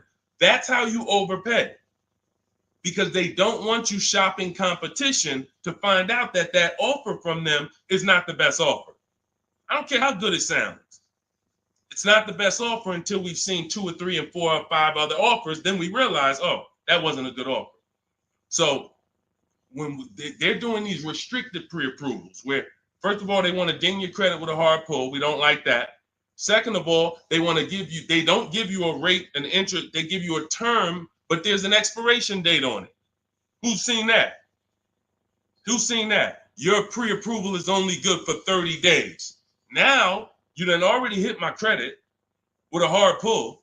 Now I'm out here shopping, and I'm shopping with my back against the wall, and I have pressure not from the dealer that I'm buying from. I got pressure from the bank that wants to loan me money. Hurry up and find a car. If you don't find a car in 30 days, you got to come back and we got to hit your credit again. So what are you going to do when you're out there shopping and looking and you know your pre-approval expires in 2 days? You mess around and take something that you wouldn't have taken if you didn't have that deadline. So this is not what you want to do. This is not what you want to do. Hold on one second. Hold on. And I asked the people before when we did another stream, I said, hey, do you guys want me to do these quick skim over answers so we could get 20 questions answered in an hour, or do y'all want me to go deep on these subjects? And everybody said go deep on it. We like that. So that's the consensus. We don't do fluff answers here. This is car buying. This isn't, buying a pair of shoes. We go deep on answers. So we stay away from these because those were the games. These are the games these lenders are playing now. They don't want us shopping them. They don't want us shopping their competition. They're making a ton of money on interest, charging 7, 8, 9% interest, 10% interest to people who aren't shopping their competitors. We don't do that. What we're doing is we are going to, once we see that there's no special interest rate, we move into shopping for our vehicle. Now we're getting bids. Once we find the best offer on our vehicle, new car, used car, we lock it up with a deposit. We never take on the spot delivery.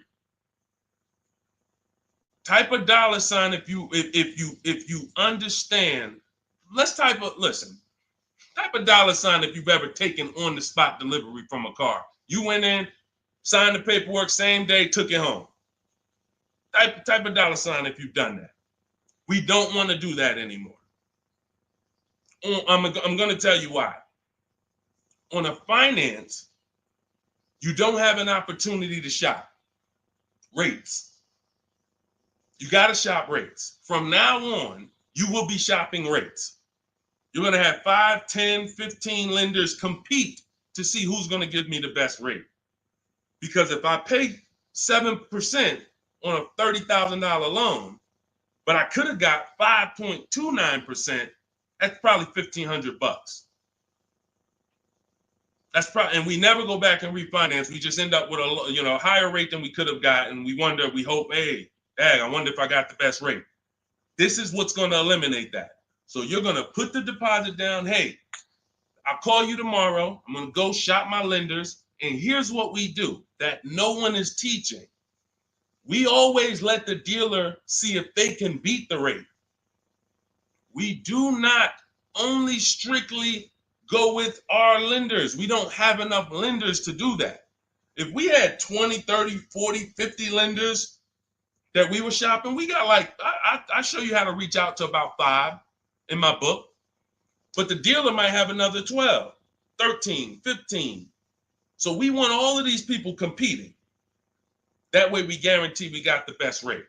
So what I want you doing, Angie, is I want you to not focus on one dealer's offer, one Nissan offer. No, that means nothing. You want to learn to separate your transactions. We've talked about the 3 pillars. You're going to bid each one out. And the best part about bidding is you can do it all online. You can do it all from home. 90% of what I'm telling you, 90% of how we buy cars and the people you're going to see, I'll introduce you to over the next hour. You see a lot of people who've learned from me. It's from home. That's why my entire process is called Cars from Home. The book is called Cars from Home. It's a digital book. It'll be in your inbox in 5 minutes, but you got to get there before the 30-minute timer goes down to get you 75% off. It's normally a $97 book, worth every penny. But for the next 30 minutes, if you haven't visited yet, you can get your copy for 75% off. Go to my TikTok bio, the Instagram bio. Don't miss it. You can come back to the broadcast. We'll be here. YouTube, we have a comment pin for you. On Facebook, you guys can see the link floating. Get your 75% off. That way you have all of this stuff step by step for the rest of your life. And when things update, I update the book. So that's another reason I love a digital book, because things happen, things change, new websites come out, boom, I go right in, boom, boom, update it. I don't charge you. Hey, you bought my book 18 months ago, but here's version 2. Send another $32 to, no, I want people to win. If you want to win, you're going to win with me. That's it. I'm not looking to nickel and dime people. That book should be $500, but at the end of the day, I want people to win. We want to make it accessible for everybody. Go ahead, Dolan, shoot the next one in. Skinner, good to see you, my man. Always checking in. Always good when I see you. What's going on? Let me get this book. Go ahead, Angie. Use it and win. Use it and win. All right. What's up, Yo? Good to see you. How can I get your people to help me out? I'm trying to purchase a vehicle in the next 2 weeks. We have a Shop with Deshone program. It's been out. I shop with people all around the country.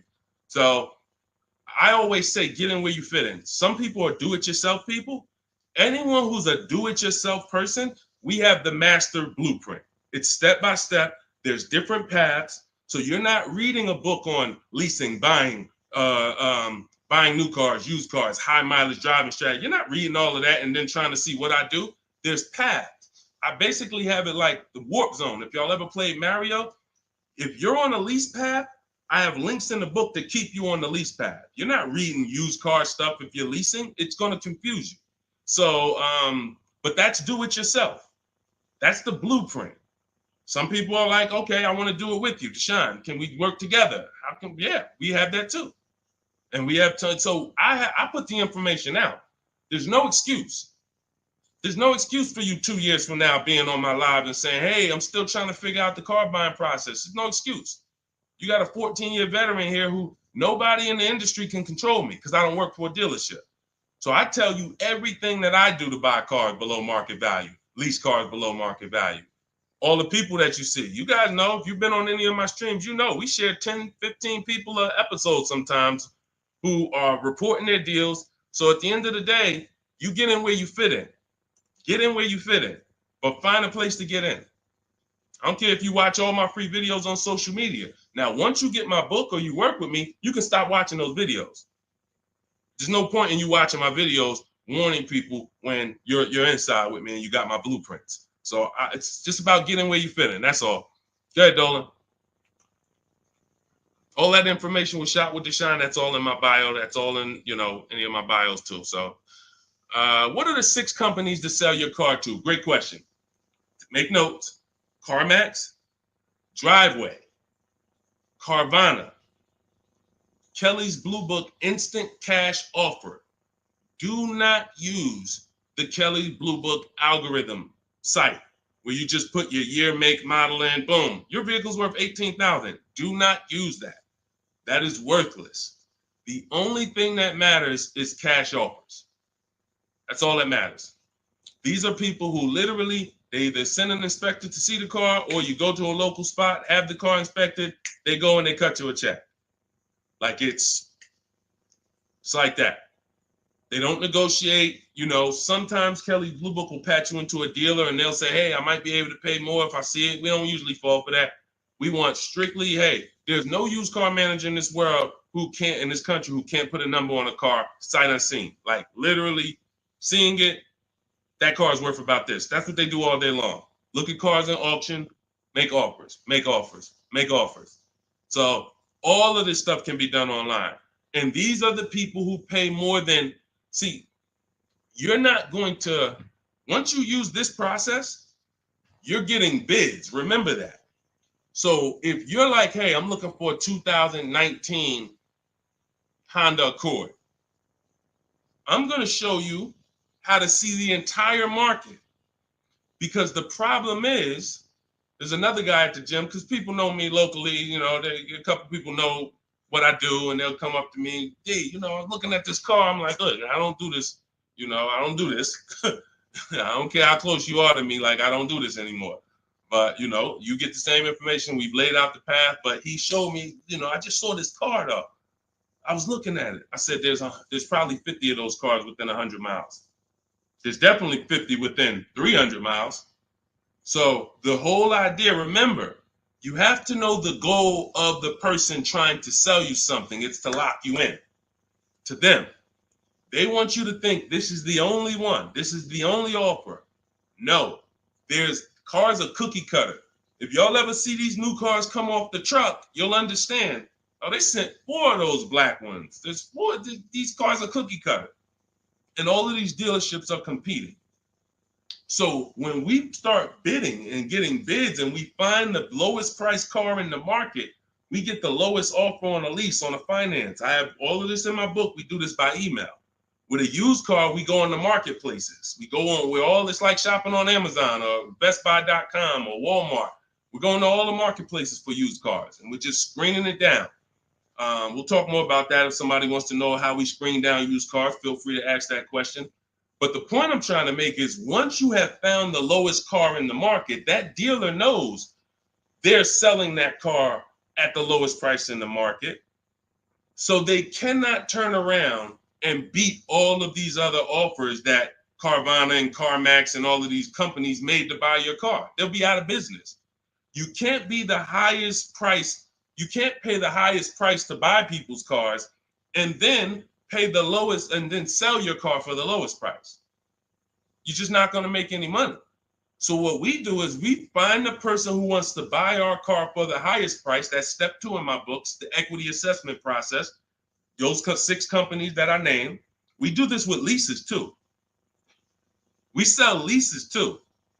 I've been talking about this for 3 years, and I know there's still people who like, Deshone, I didn't know you could sell a lease. If you didn't know, type a question mark.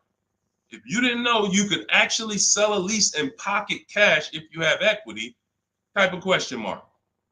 So once we do the equity assessment, we've seen this is the company that's going to pay me the most for my old car. Now we're shopping for our new car. This is the company that's going to sell me the new car for the lowest price. 2 pillars. 2 pillars. You see what I'm saying? That's 2 pillars of our car deal. Guaranteed we paid, got the most for our car. Perfect, check. Got the least car, got the lowest car in the market based on bids, based on multiple offers. This is how it's done. And this stuff takes an app. Like, when you guys get good at this, you'll be able to do this in 90 minutes to 2 hours. 90 minutes to 2 hours. I can get any car I want below market value. I'm going to pay less than everyone else. It won't take me more than 90 minutes. You'll get there. In the beginning, 2.5 hours it's going to take you to go through. You're going to be fumbling. You're going to be overthinking. And once you just get to trust in the process, you'll see, okay, this is a 90-minute process. Now, I don't want you rushing your shopping. It's a big point before we go to the next question. Too many of you are rushing your shopping. That's why you're ending up with cars you don't like in 3 months. We don't rush that. We don't let anyone rush us into making a decision on the car we want. Step 4 in my book, in my process, I call it shopping, not buying. You're going to enjoy shopping the way we shop because no one pressures us. We don't let them. We enjoy our shopping process. We're only there to test drive. We take our time to decide what we want. Now, once we decide what we want, it ain't taking us no more than 90 minutes to get it. But the deciding of some of you might spend 3 months deciding what you want, and that's okay. Visiting dealerships, driving multiple cars, perfectly fine. But we don't, the problem is when you turn shopping into buying. That's the problem. You tell your kids, hey, kids, we're going to go out, we're going to look at cars this weekend. Yes, oh, God, Daddy, we're getting a new car, Mom. Yes, great. All right, we're going to go look. First, we're going to go to Toyota. Then we're going to go to Honda. Then we're going to see the Chevy. If we had time, we'll test drive a Nissan, and it's going to be a good day. All right, perfect. You come out there, you drive the first car. Next thing you know, Daddy's sitting down, Mommy's sitting down talking to the salesman. That's where this is where you ruined your shopping. You ruined your shopping. What is Daddy doing sitting down? Why are you sitting? Daddy, I thought we was going to Honda next. What happened? 4 cars we were going to drive. Yeah, but they said we got a good deal. It don't take them long. If you let them catch you, it don't take us long to catch you with something. Hey, we have some great deals today.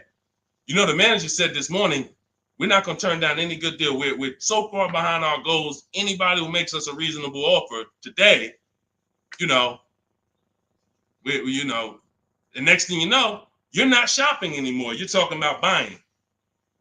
Y'all see the difference? Type locked in if that makes sense.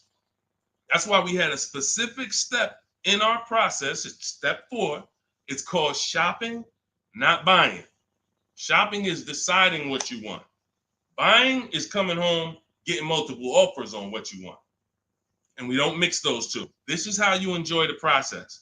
This is how you wake up in 6 months and you still love the car because you took enough time to make your decision and you didn't let anyone rush you.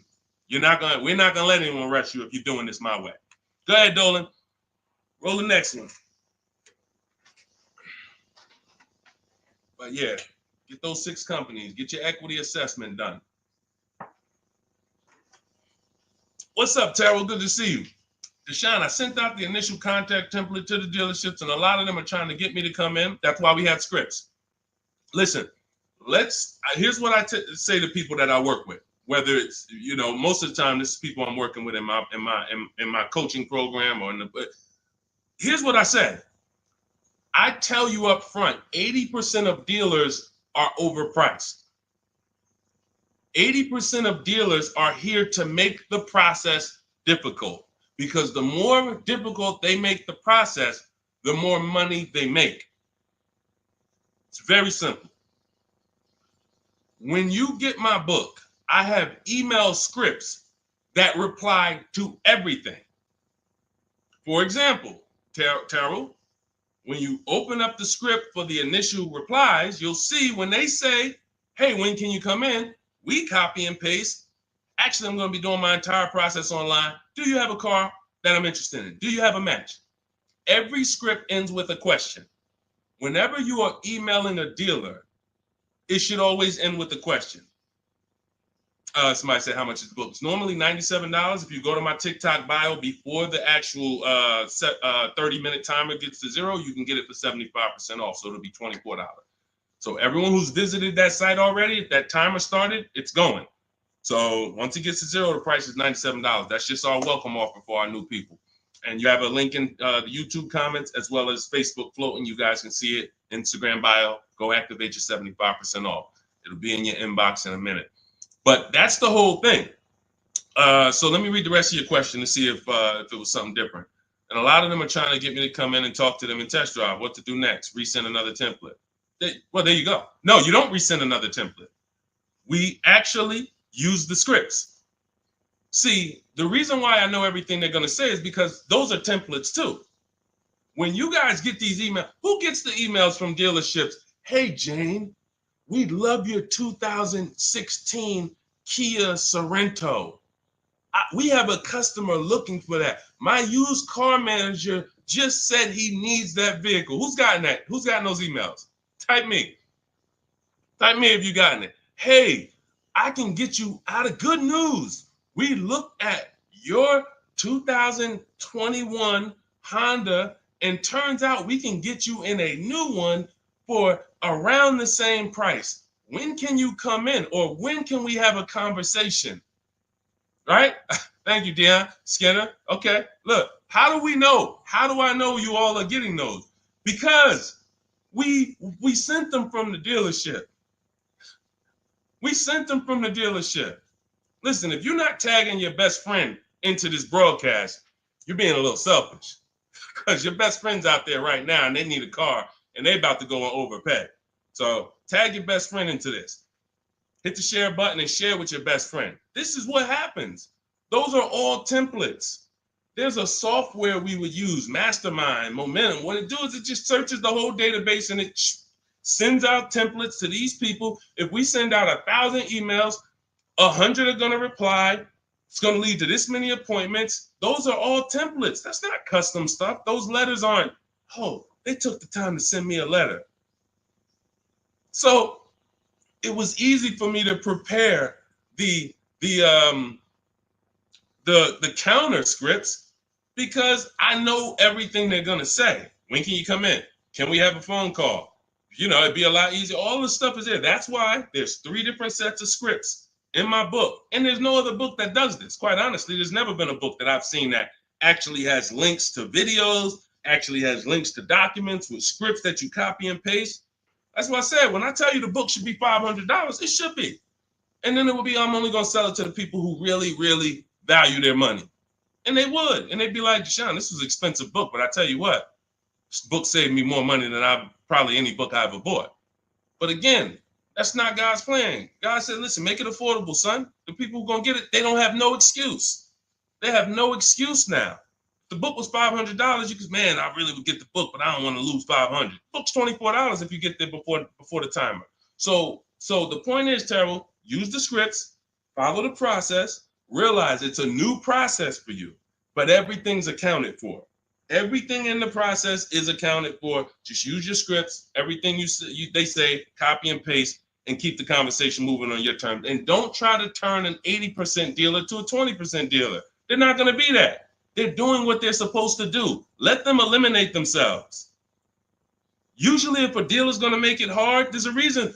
God, we use a strategy for leases and new cars called the 25 to 5. We connect with 25 dealers online in 20 minutes. Then we send this initial contact template that Terrell sent. That's going to give us 25 dealers' inventories we're shopping from. So we never have to worry about, hey, you know, I don't really have that car, but maybe I could get it. You're shopping with one dealer, you're shopping from one inventory. Whatever they got, that's all we got. No, we're shopping from 25 dealers' inventory. So now out of the 25, we're looking to get 5 to 7 quotes, 5 to 7 offers. You're going to see they're going to be $150 a month to $200 a month apart, minimum. That's just how it is. And that's when you prove to yourself, holy crap, I see how different these dealers are. It's not close. It's not like, hey, I got 5 offers. This one was $605. This one was $590. This one was $580. This one was $570. Heck no. This one was $620. This one was $550. This one was $475. This one was $450. That's how far apart they are. The 80% make big money, big, huge commissions. Like, it ain't like, so the 20% are the people who we want to find and do business with. These are the people that compete. They want to beat their competition. We find them and we buy from them. Great question. Thank you, Terrell. Good to see you. Next question, Dolan. Oh, man, good question. And that's very common. Again, very common. It's a new process. All right, I said that's the same question. Same question, Dolan.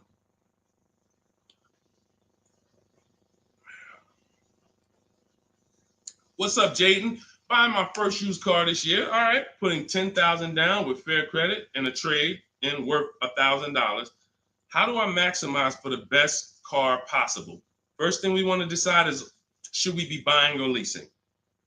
This is very important.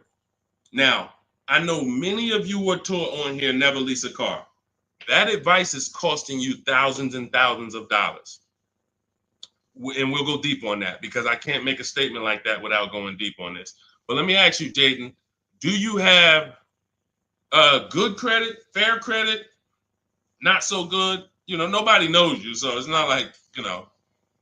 But I need to know this to properly answer the question, because some people, you know, they want to put a lot of cash into the transaction because they don't really have any credit.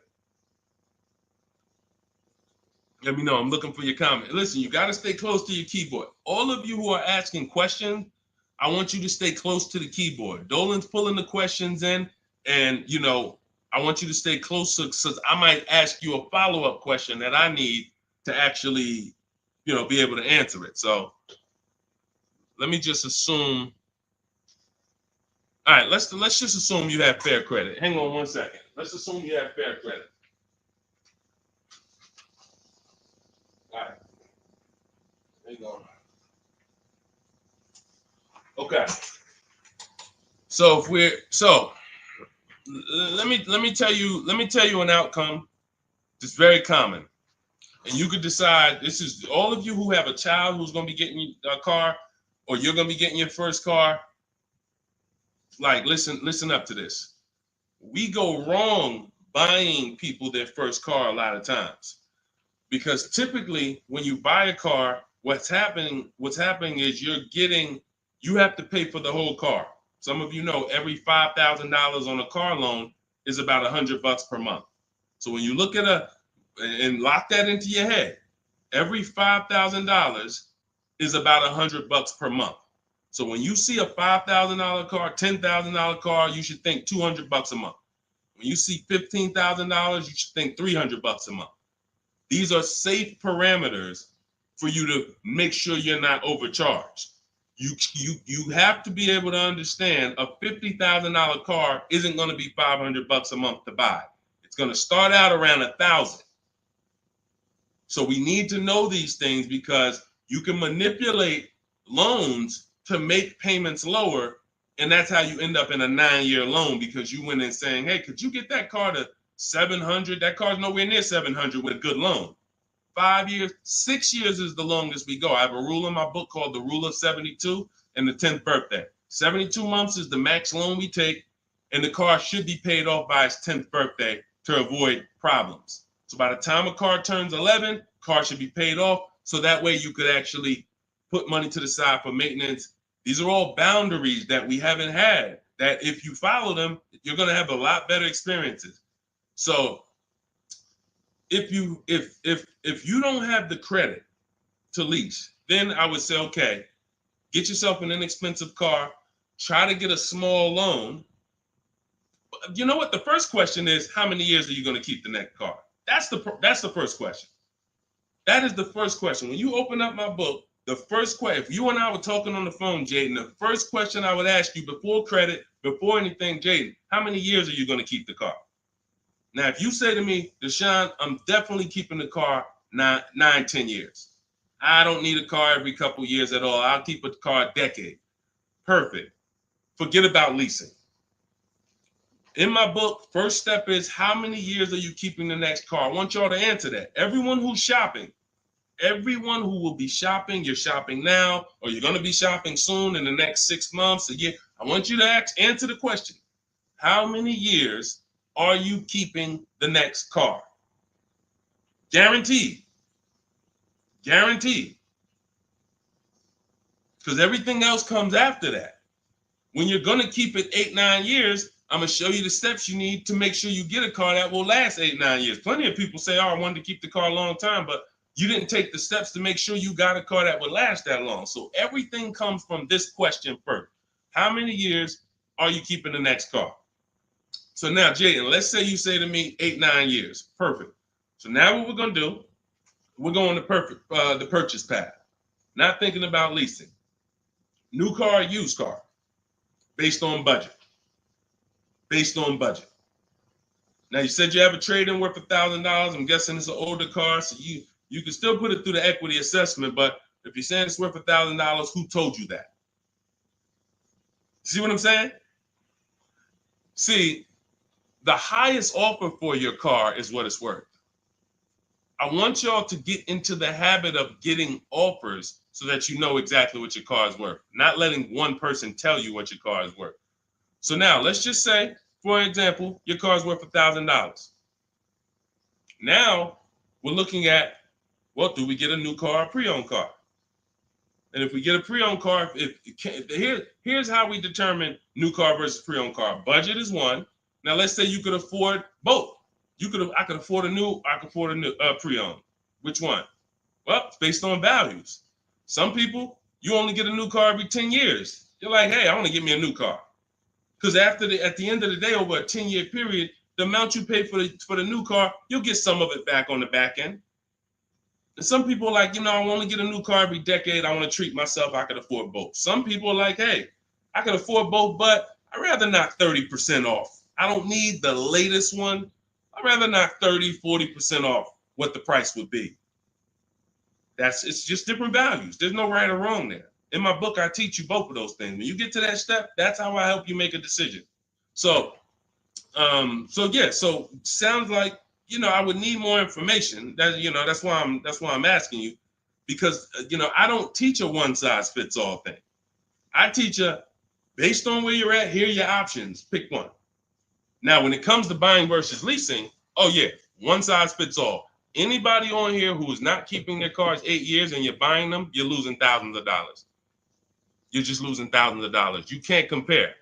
Like, look at somebody like Safrina. I use Safrina's deal. Oh, that's Teddy. Look at Teddy. That's a luxury car. Let's take a luxury car. Teddy got a $73,000 BMW. $73,000 BMW. He's paying $856 a month. He's not keeping it 8 years. He knows the 8-year rule. He said, okay, if I'm not keeping my cars 8 years, I'm going to shop for a below market lease. He uses our bidding system. He gets multiple offers. He said the highest offer during the process was $1,123 a month. That was his highest offer. He's paying $856. When I tell y'all, if you don't have a system to reveal the 80% dealers who are overcharging people, you're buying from one of them. You're buying from one of them. They do business. It's not like these guys are going out of business. You're buying from one of them.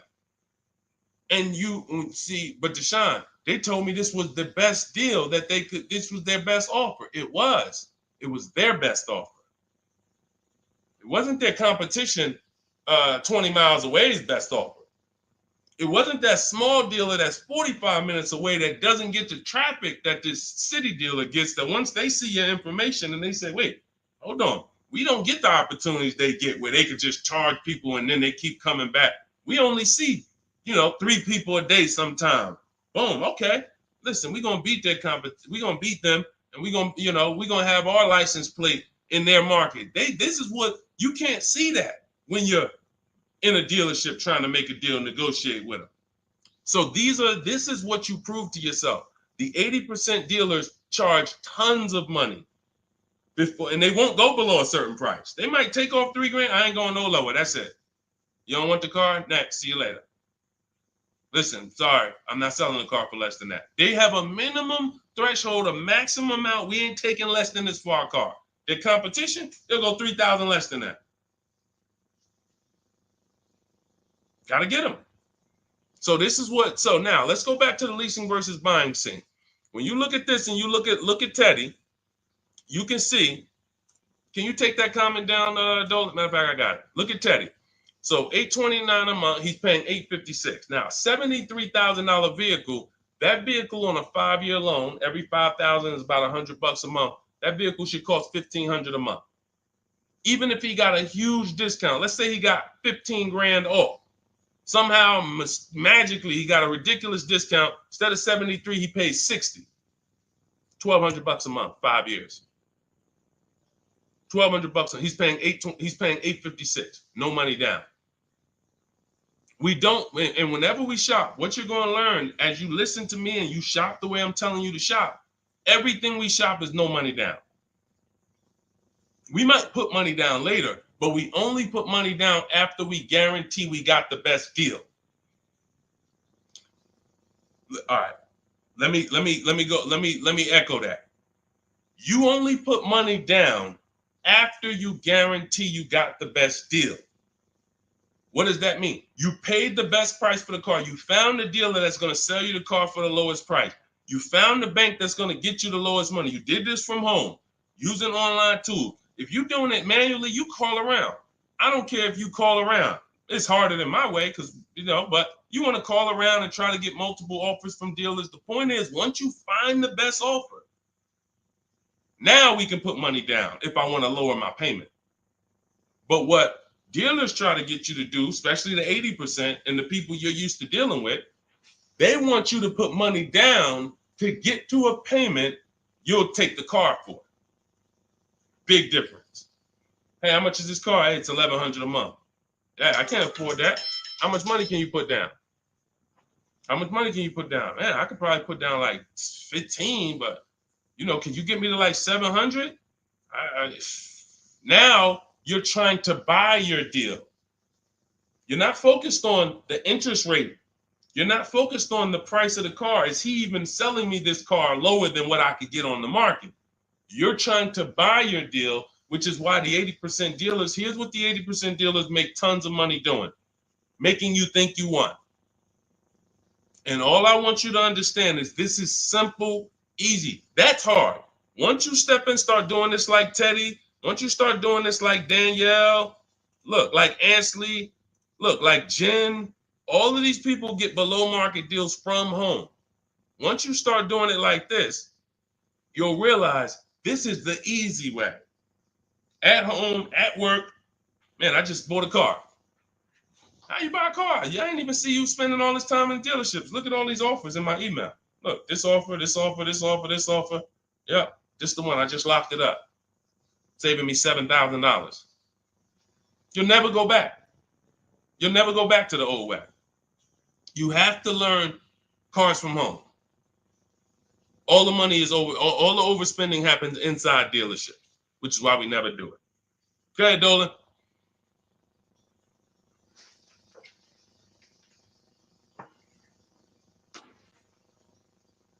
Let's go, Dolan. Keep them queued up, bro. Let's go.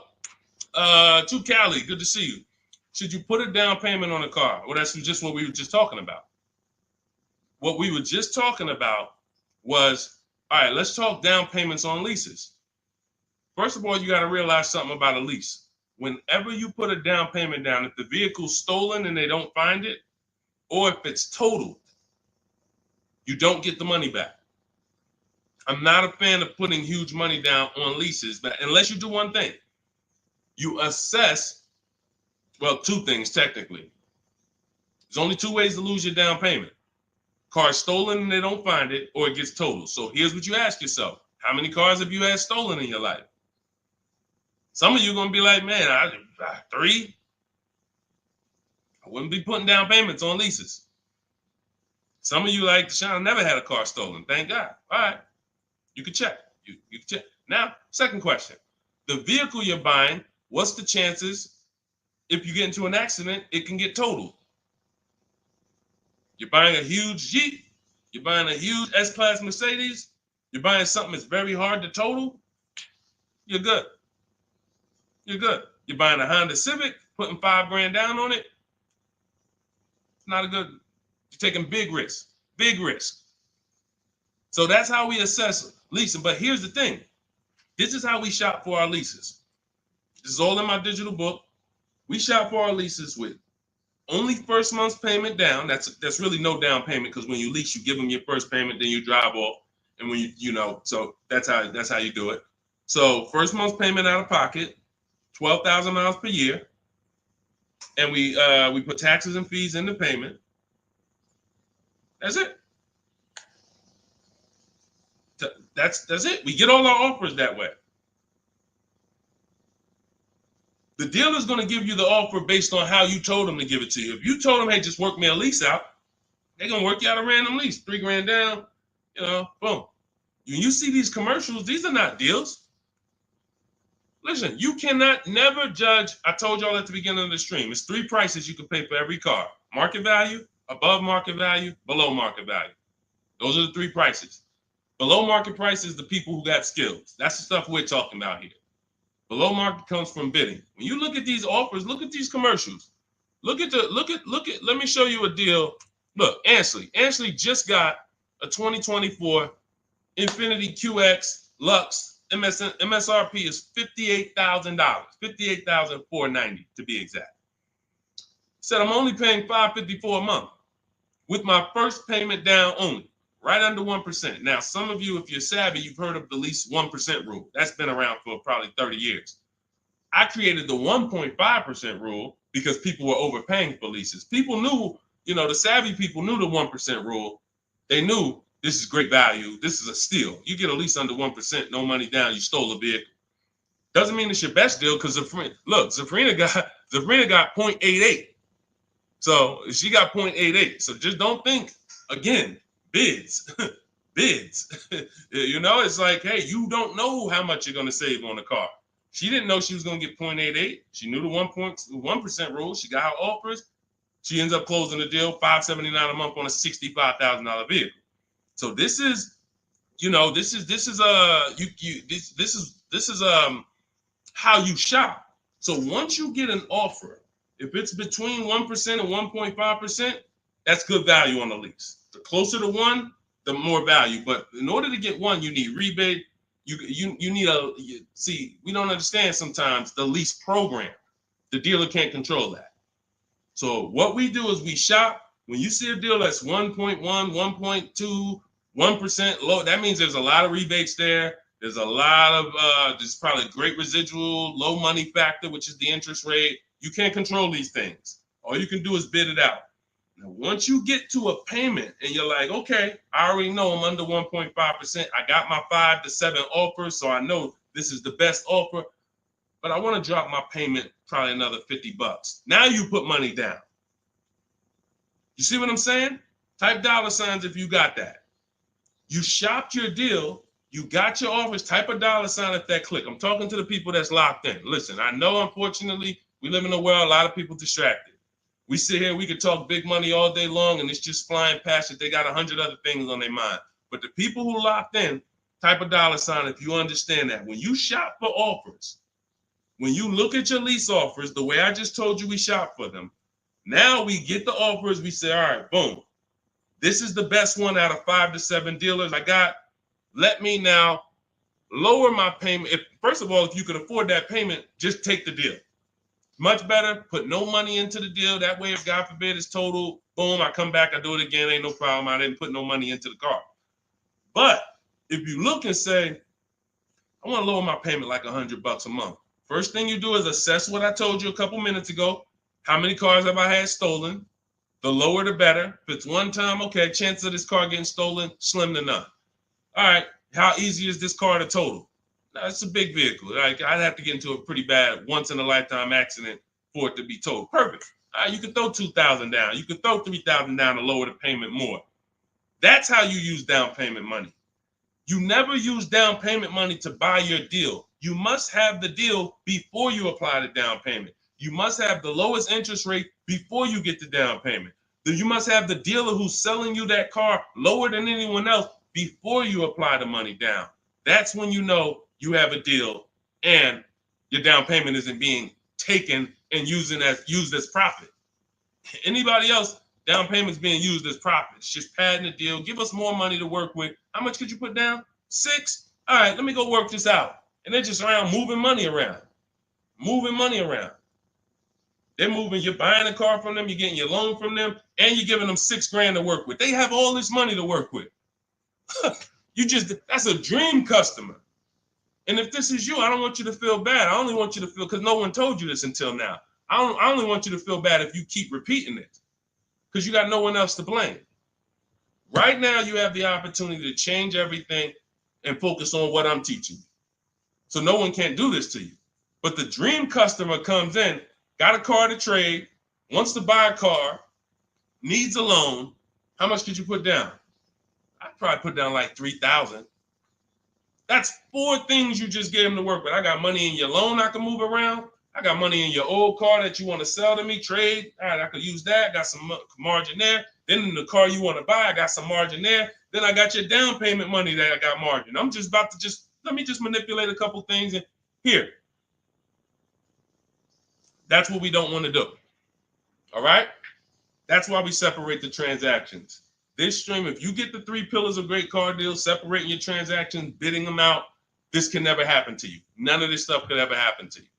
Okay? Everything we're going over is in my new digital book. It's called Cars from Home, 7 Steps to Saving Time, Money, and Avoiding Dealerships. This teaches everything step by step, how to get below market leases, below market purchases, new cars, used cars, high mileage driving strategies. Some of you who are driving over 18,000 miles a year, you can't do some of this stuff is not, you need custom advice.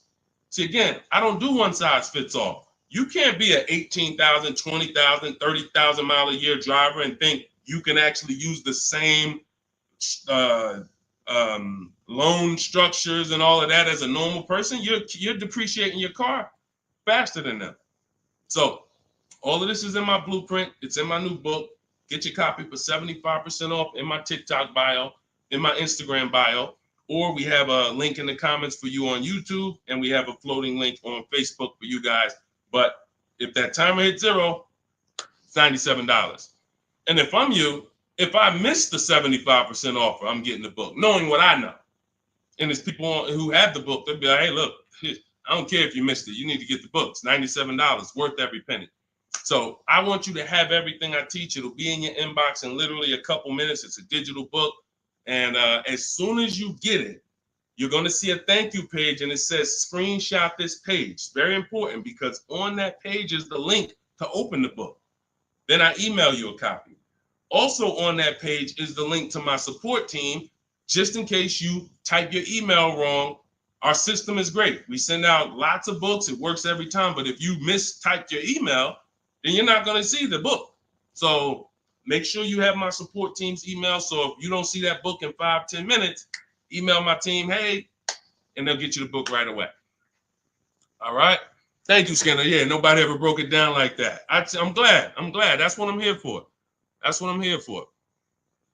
I only want to pay first month's payment, and that's it out of pocket. That's 90% of our people, Skinner. 90% of our people. Hold on. I'm gonna get to Hideout PA. You got the next question. Hold on. But look, 90% of our people, look, India, look, $365 a month, no money down. That's first payment only. Look, Melissa, look, got her hybrid Honda Pilot 2025, $597 a month. She made $12,000 on her equity assessment, sold her car. So $597, I'm trying to see an MSRP, almost 50 grand. So it's a 1.2% lease. Look, nothing out of pocket, first month's payment. Look, Ansley. I got to go get the rest. I didn't hit see more to get his detail. You see, Ansley got 2 cars. He just got another BMW. Hold on. Look. Milligan. Everybody, we pretty much, look, zero is signing. Melissa. This is what we do. There's nobody who's better at this than we are. Listen, if I had the time and we did one stream where we just sat here for an hour, I could show you 100+ people. Boom, boom, boom. Well, I just show a dozen because I'm not going to spend too many. Look, if you don't get it from 10 people, you're not going to get it from 100. You know, if 10 people just like you who are showing their deals, paying less than you, don't persuade you, 100 wouldn't. But the point is, everybody shops with no money down. Because when you shop with no money down from now on, you will see it's easier because you can't confuse me. You can't confuse me when I'm shopping with no money down. You got to be great at math, which I love math. So, I mean, I love math. But you have to be great at math to put 3, 4, 5,000 down and be able to see where the money's actually going. So the best thing to do is compare. I could get this car, no money down. I could lease this car, no money down. What's my payment? And then you'll be able to see it. Dealers can't manipulate you. So definitely, that's all we do is no money down shopping. Go ahead, Dolan. You can put that one up. You can put that question up. I want to get to that. Hideout PA. In a 2-year lease, 2024 Jeep Hybrid, 1,500 down, 499, 10K a month. Good deal. You have nothing to compare it to. You have nothing to compare it to. And this is what I don't like. Listen, I'm not the one who tells people you got a bad deal. The only time I would tell somebody they got a bad deal is if they broke the 1.5% rule. So if you take no money down and you divide your monthly payment into the MSRP, if you were over 1.5%, there's no value in leasing that vehicle. You're paying too much for a car you're giving back in a couple months. So, hold on. Sorry. Yeah. So, sorry. So, but when I look at your deal, the reason why I hate this is because you've already gotten the car and you're driving around and you don't even know you got a good deal. You're wondering if you got a good deal. That's very disempowering. It's a very disempowering position to be in. But had you gotten 4 other offers, you wouldn't have to ask me that. And what I want you to do is change that, because frankly, I would bet $1,000 that if I said to you, you think I can find that car for less than what you paid? Bet me some money. Would you bet me $1,000 that I can't find that exact same car you got for a lot less money? Would you take the bet? You'd probably be like, nah, I don't want to take that bet. I don't want that for you. I don't want that for you. I don't want that for any of you. Driving cars, and if God forbid you see Deshone the Auto Advisor one day and you're like, and I'm like, hey, yeah, you just got the car? Okay, great. If you don't feel like, hey, listen, I got 5 offers from these dealerships, and the one I picked, they were so much less than everyone else. See, I know you use what we're talking about. I know the people I run into that use what we talk about. They come up, the first thing they're doing is saying who made them the best offer. They're saying, hey, the dealer couldn't beat the rate I got from the credit union. I know you're using what we teach. They're like, yo, I had to go 150 miles to pick it up in the next state because they made me the best offer. I know you're using what we teach. That's when I know. When you come in and ask, hey, what you think about this deal? We have nothing to compare it to. So we look at something like, let's just take an average deal. Let's take an average deal. Let's take a big money savings. Let's always use Sean for an example. Because what you're trying to do when you're not getting bids the old way is you're actually feeling for the bottom, and you're hoping, I hope this price that I paid was the bottom. Shout out to the people running the likes up on TikTok. Every time y'all hear something y'all like, just keep tapping the screen for like, spend 10 seconds just, man, you know what? This dude is going in over here. Just spend 10 seconds. Every time you hear something you like, tapping the screen. Shout out to y'all running the likes up. But when you look at, hey, look, I lost my train of thought. What was I talking about? I don't even know. That usually happens once I've been on for about an hour. That usually starts happening. Hideout PA just bought the book. Awesome. Listen, I'm answering your question right here. So, and look, next time, that's the thing.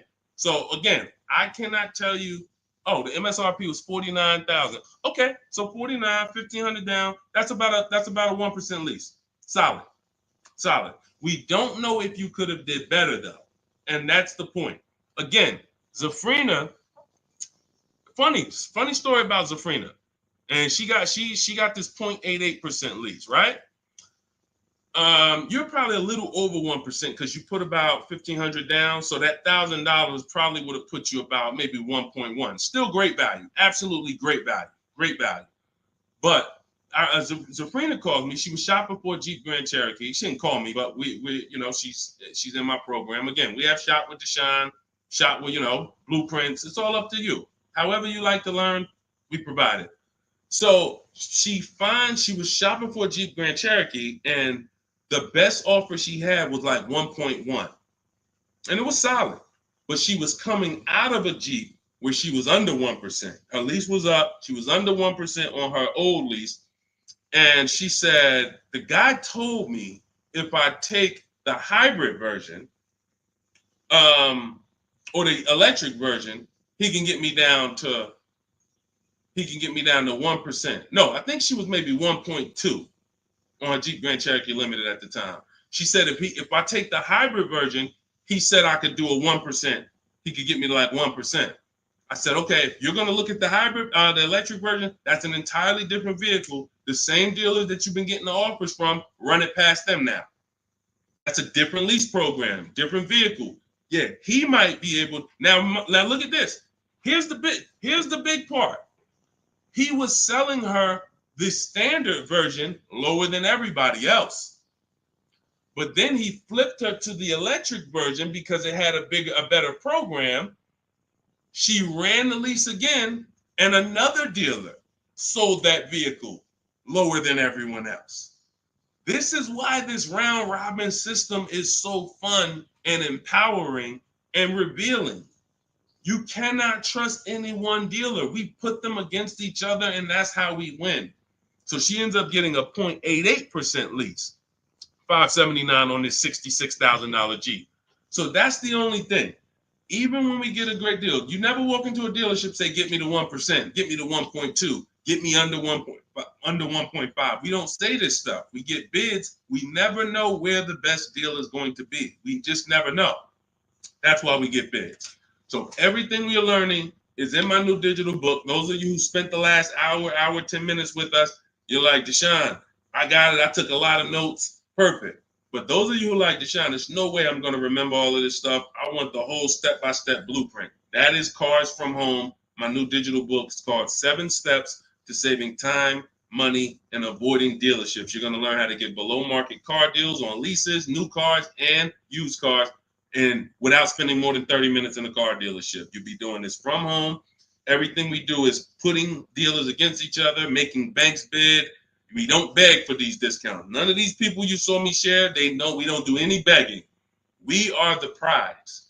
You are the prize. You haven't acted like it. You haven't accepted it. You haven't shopped like it. You're begging. Hey, come on, can you take off another $50? Come on, $25 a month. You're going to lose a deal over this. This is begging. You're begging someone to give them a $50,000 transaction. We don't do that. We're at home, empowered. Everything we do is in there. You have it in your inbox in literally minutes, and you can get it as long as you get there before the 30-minute timer is up. You get it for 75% off. So you won't pay the normal $97 price. You get your copy in my TikTok bio, in my Instagram bio, or you can click the link in my YouTube comment or Facebook below. So shout out to the people that's locked in. Skinner, shout out to you, Hideout PA. Shout out to the people who are like locked in. I know I can only help a small percentage of people. That's the sad part. The sad part is when I came to the internet, a bunch of smart people who studied the internet, they do this. I never sold any products on the internet. They told me, Deshone, doesn't matter how inexpensive you make it, you can't help everybody. They're not mentally gonna let you help them. I said, no, that's impossible. Nah, I said, look, no way. No, I'm gonna be so transparent. I got the industry experience. We got hundreds of testimonials. They go to all my pages. They can see their peers, people just like them, grandmothers, single mothers, all that. They said, Deshone, none of that matters. You can only help a small percentage. And they've been right. And I used to be disappointed. I really did. But now I focus on the people who are locked in. Whatever God gave me, whoever God assigned to me, I'm focused on you. That's it. So I'm here to make sure Hideout PA wins. She got the book. I'm here to make sure that Skinner wins. I'm here. Anybody who locked in, hey, Deshone got the book. You talking to me. I'm the 10%. I'm the 20%, whatever percentage it is.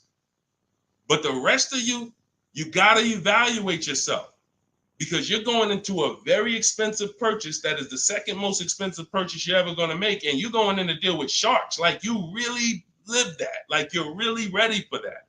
I spend more time warning you of what the inside is like because I've been in the inside. I can go back to sell cars if I wasn't running a company to educate you guys. I can make $200,000, $300,000, $400,000 a year selling cars. This is not hard for me, but I know what it's like. I know who sits next to me. I know it's people who, when you sit down next to them, your head's coming off and you're going to leave with a smile.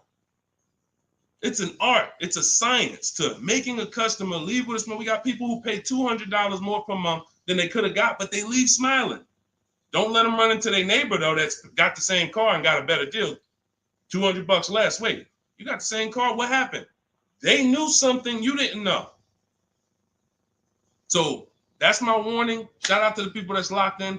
Get your book for 75% off. Make sure you screenshot the thank you page. The book is right on the thank you page. As soon as you pay, you can download it, add it to your inbox, and just use it and win. And make sure you email me your success stories. All right. I'll see y'all in the next stream. God bless you.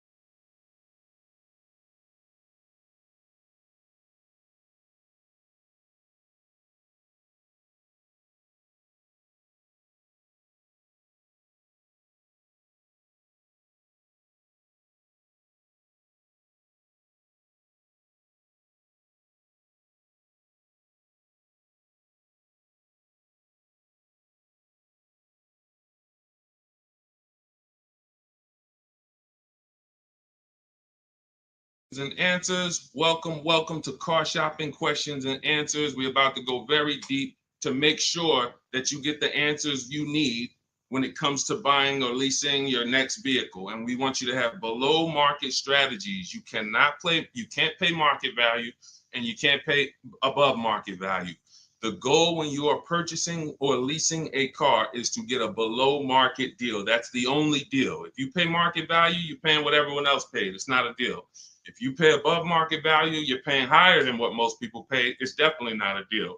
The only deal is below market value. I see you, Rachel. We're gonna start off with you. I see your question on coming in on TikTok. So Dolan, we get ready to pull these questions in.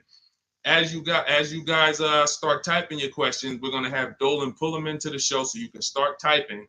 And I want you to know that everything you're gonna learn over this next hour is out of my new digital book. It's called Cars from Home. 7 Steps to Saving Time, Money, and Avoiding Dealerships. I wrote this book. I put 14 years of industry experience in the car business, working with dealers, working inside Mercedes-Benz, inside General Motors, and I created a 7-step process for you to get below market leases, below market finance deals, below market loans, below market cash purchases, below market used cars, and I have high mileage strategies in there for those of you who drive over 15 or 18,000 miles a year. It's all in there step by step, and you can get your copy for 75% off as part of our book launch offer. You can click the link that's floating on Facebook. You can click the link below on YouTube. We have a comment pin for you, and inside my TikTok and Instagram bios, you guys have a 75% off link for 30 minutes. Once that timer goes to 0, the price does go back up to $97.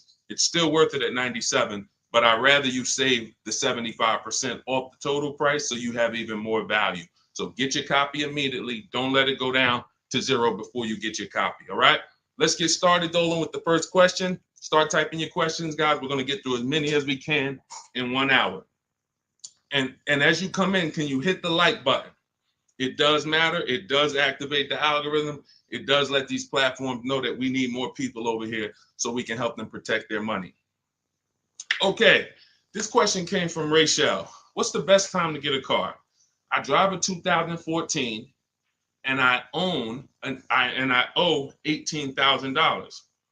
What is the best advice you can give on trading a newer vehicle? It's under 18, it's under 100,000 miles.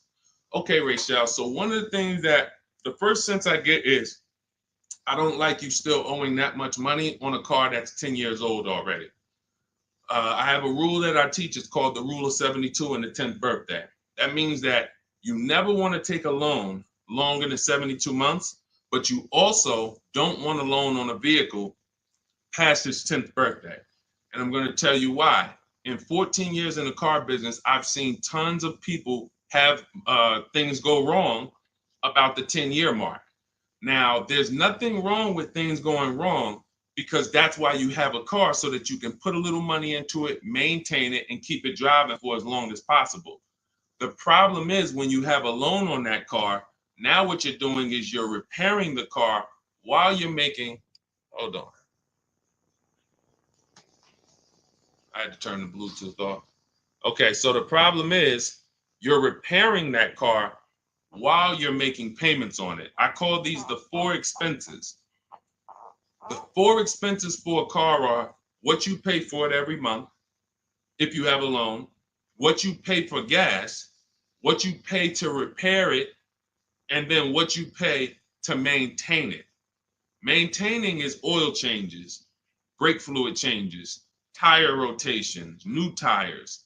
These are, replacing brakes. These are maintaining it. Repairing it is if something breaks on the car. And it's that I call that the fourth expense. That's what most people are not ready for. And what I see is if you have a loan past the 10th year, you're getting hit with you're getting hit with all four expenses.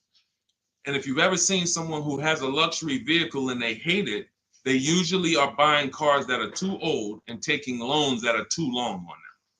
Because you'll see they hate the vehicle because BMW, you got your BMW, you go drop it off, they tell you, hey, you need brakes, that's maintenance. Then, hey, your navigation system or your electric system is messing up, that's $2,000. And then, you still had to put premium gas in the car, so you could leave out of there, it costs $5,000 in 1 month. And people be like, man, I hate this car. But the car is not the problem. The problem is you took a loan on a car that was too old, and you took a loan that was too long. That's why I created the rule of 72 and the 10th birthday. No loans longer than 72 months, and then your car needs to be paid off by the 10th birthday. Now, what happens if you look at the car you want and you can't afford that payment for 6 years? That means you can't afford that car. That doesn't mean stretch the loan out to 7 years or 8 years so that you can try to afford it.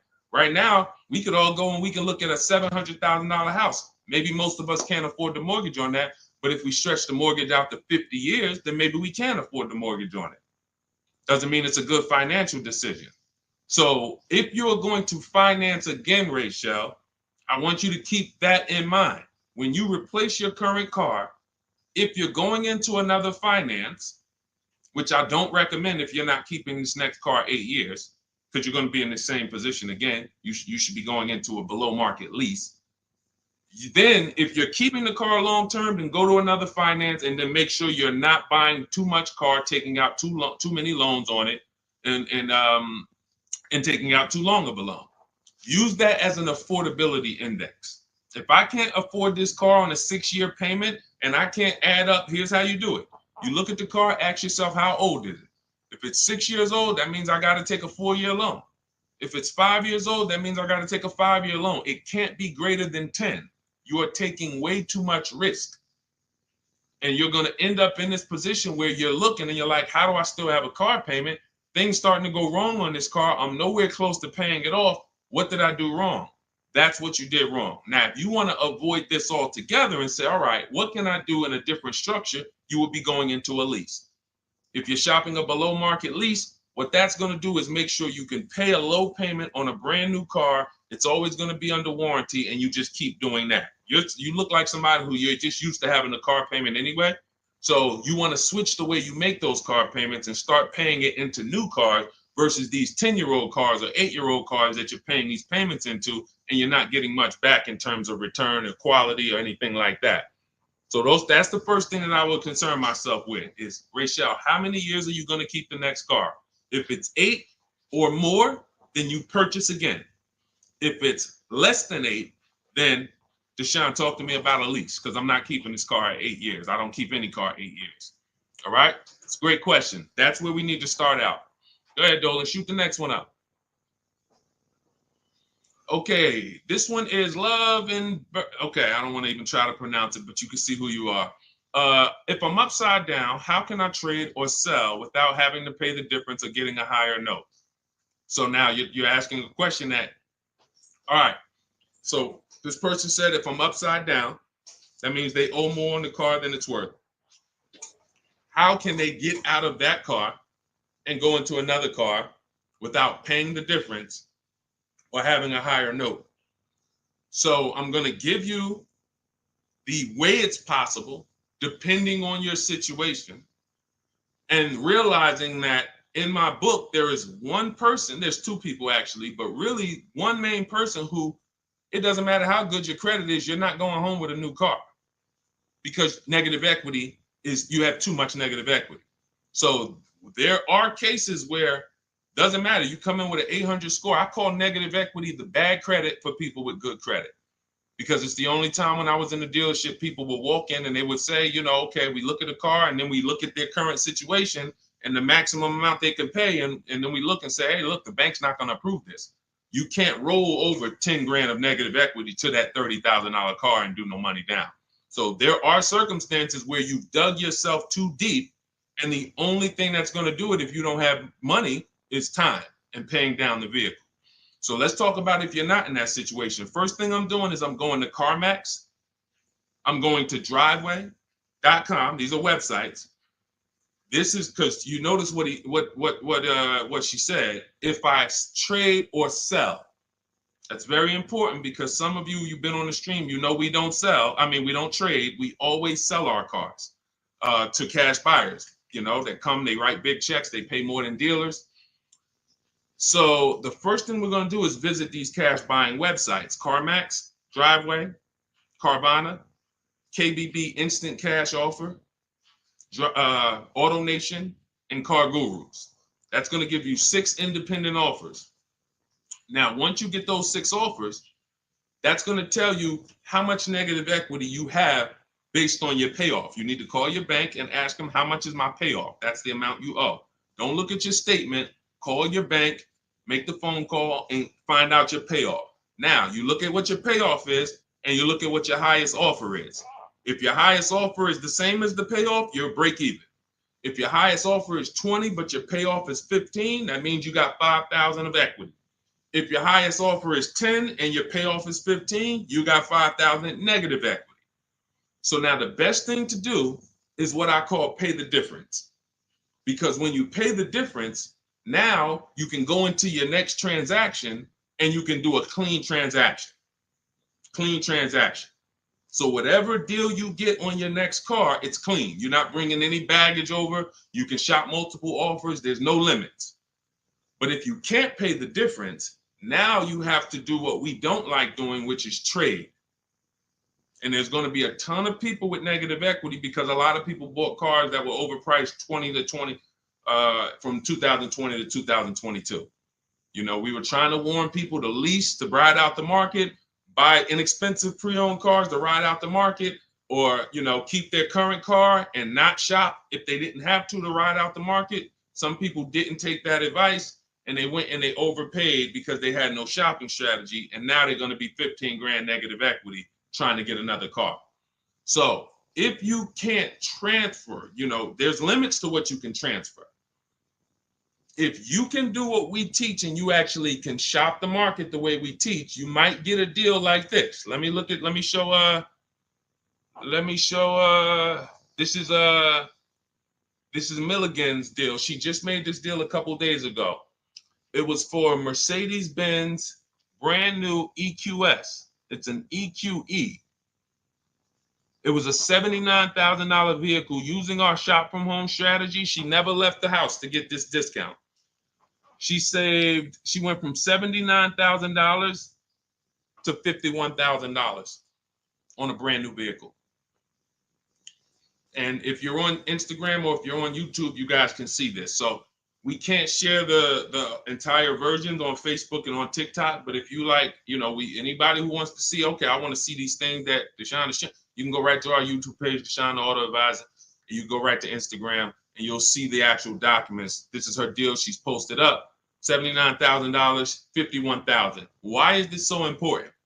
Because when the bank goes to lend on this vehicle she bought, they're lending based on the fact the MSRP is 79. So the banks will usually lend up to 20% more of the MSRP if you have good credit. So 79, the max they'll lend is another 20% of that. So let's say, $96,000 is the max they're going to lend on a $79,000 car. So let's just say you have 15,000 negative equity. Now, you don't know how to shop. You don't get the same discounts we're getting. You don't have that same thing. You can't slap all of that negative equity on and your taxes and your fees because you're going to blow out the loan to value ratios. The bank's not going to approve it. But when you find a car that has specific rebate, and we don't know this, she didn't know she was going to save $25,000 off this vehicle. What is that? Almost $30,000 off this vehicle. She didn't know that. She just said, I like this vehicle. Deshone, I'm going to use these shopping strategies, same strategies you'll have in my book. It'll literally be in your inbox in minutes. Same strategies we've used to help people do this all around the country. Now, all right, I saved almost 30 grand. Now I can bring my negative equity of 15 grand over to this vehicle, bury it, and I'm okay.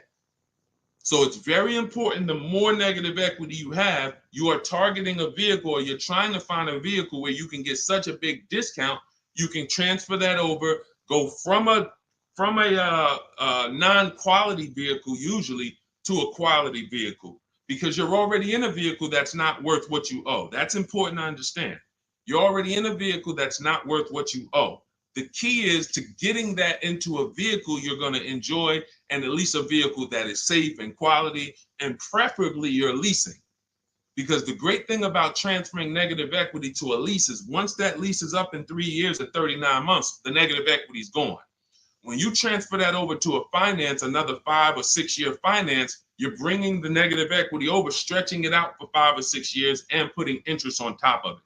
That's why I don't ever recommend go from a finance negative equity deal to another finance negative equity deal, because you're usually a short-term person anyway. You should be leasing cars. So this is the strategies for getting out of negative equity. Now you can literally go into a dealer. See, watch this. That's a below market strategy for negative equity. What I just talked to you about is what the people who are actually financially wise do and think about. Now you could say, well, I'm just going to go into the dealer and say, hey, I want to get out of this car. Perfect. They'll transfer you out of that. They'll go in and say, all right, we got it. Here's your payment. We put you on a 4-year lease, or here's your payment. We got you in a 6-year, 7-year finance.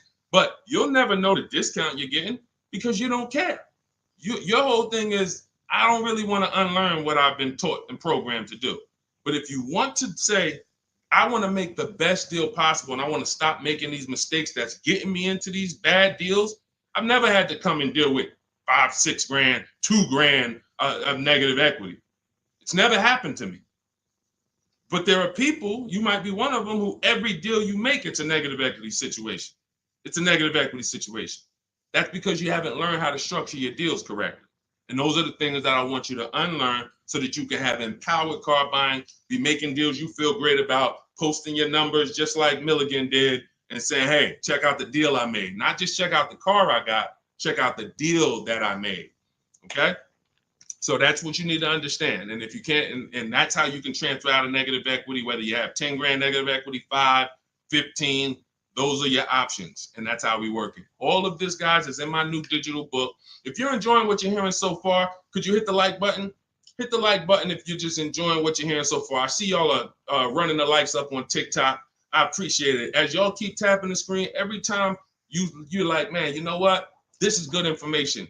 Just hit the like button, start tapping the screen. It means a lot. And again, it shows these social media platforms that they need to get more people over here. Okay? So go ahead, Dolan, shoot the next question up. Keep typing your questions, y'all. We are going to try to get through as many as we can. I see you, Patrice Darden. I see you, Mr. Living Right. I see you, Letitia Cook. Good to see everybody tapping in. What's up, Mex? I see you, Kiki. We're live on 2 TikTok channels too. We're on 2 TikTok channels today. All right, now Roby asks, what's the fastest way to sell a lease? I'm over by 18,000 in miles and have 19 payments left. Okay, here's what I'm gonna give you. I'm gonna give you, this is, now, who has a lease right now that they're pacing to go over their mileage? They're pacing to go over their mileage. Who has a lease right now? You haven't gone over yet, but you're pacing because you're not over until the end of the lease. If you tell the leasing company you're going to drive 12,000 miles per year, then they want the car back with 36,000 miles on it. If you sign for 15,000 miles per year, then they want the car back with 45,000 miles in 3 years. You do a 20,000 mile a year lease. Some of you might have not known you can do high mileage leases. We talk about that all the time. It's only a couple dollars more when you get below market deals. If you're not keeping cars 8 years, the high mileage leases are some of the best things you could be doing. It's literally pennies on the dot, cents on the dollar compared to purchasing, and we never have negative equity, and we drive as much as we want in these new cars. If you're pacing, once you bring the car back, you could do 10,000 miles your first year, 20,000 miles your second year, 8,000 miles your third year, as long as the total at the end doesn't exceed what you told them you were going to spend, then you would be fine. So you're not over your miles, you're pacing to go over your miles. So here's what I'm going to give you, Nairobi, because this is a very, very complex thing when you don't have calculators. When you don't have tools, it's complex unless you're really good at math. But what I'm going to do is I'm going to put this comment on YouTube and Facebook.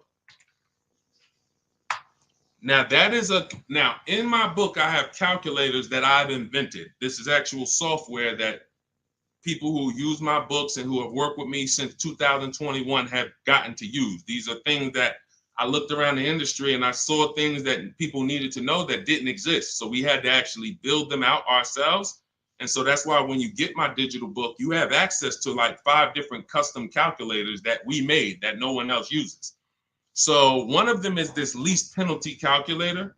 Now, if you're pacing to go over your miles, here's what you got to understand. If you call a dealership, one of the biggest lies that they're going to tell you is, come on in, I'll take care of the mileage, or I'll take care of the penalties, or we'll get you out of the lease. Who's heard that before? Type me if you've heard that. Type me if you've ever spoken to a dealer, if you said, hey, I'm going over my miles, or hey, I'm thinking about, I want to get out early, and they said to you, no problem, come on in, we'll get you out of that. Don't worry about your old payments. Who's heard that? Who's heard that? Okay, type me. I told y'all, you got to stay by your keyboards when you're on these live streams. This is not, you're not watching somebody play video games where you could just be like, all right, yeah, let me just watch this person. Nah, this is active learning. This is stay by your keyboard because we dialogue with each other. All right, Latesha, I see you. Carol, yes, I see you. Harold Driver, yes, I see you. All right, so here's what happens. Those payments and that penalty that you drove over your miles, they don't get taken care of. They get rolled into your next deal. The only way lease payments disappear is if they have something called a payment waiver. And that's for loyalty in some cases. They don't say, hey, you got a Honda, you're buying a Toyota, we'll waive those old payments. They'll say, we'll take care of them. But what that means and what you need to know and what we know is that means I'm rolling them into your next car. So you're paying for that car in this new car. We don't like to make deals like that because it's baggage. It's baggage. So what we want to do is we want to find out if we're pacing to go over our mileage, does it make more sense for me to get, thank you, Tim. That's actually a good statement. Ain't nothing free. That's a good statement that a lot of people don't understand. When they say, hey, I'm throwing in these floor mats for you. Hey, I'm throwing in key protection. That means there's so much money in the deal that we have to actually, it's something called padding the deal. The finance manager and the team, they're trying to just pack. We got so much profit in this deal. We need to figure out how to allocate some of this so it's justified So when you hear them say that, oh, he threw in all this, he threw in all of this for me, that means you got a horrible deal. Sorry to tell you, but I got to give you the bad news first so that you understand. All right, it's smoke and mirrors, but I'm not gonna make these mistakes again. You have a whole billion-dollar industry that is really hell-bent on keeping you shopping the same way you've been shopping, because it keeps them on the Fortune 500 list. It keeps them publicly trading at a good profit. But our people and the people who listen to us, those of you who locked in, you're gonna be the ones that everybody else buying up here, but we buying down here. So let's get back to this point.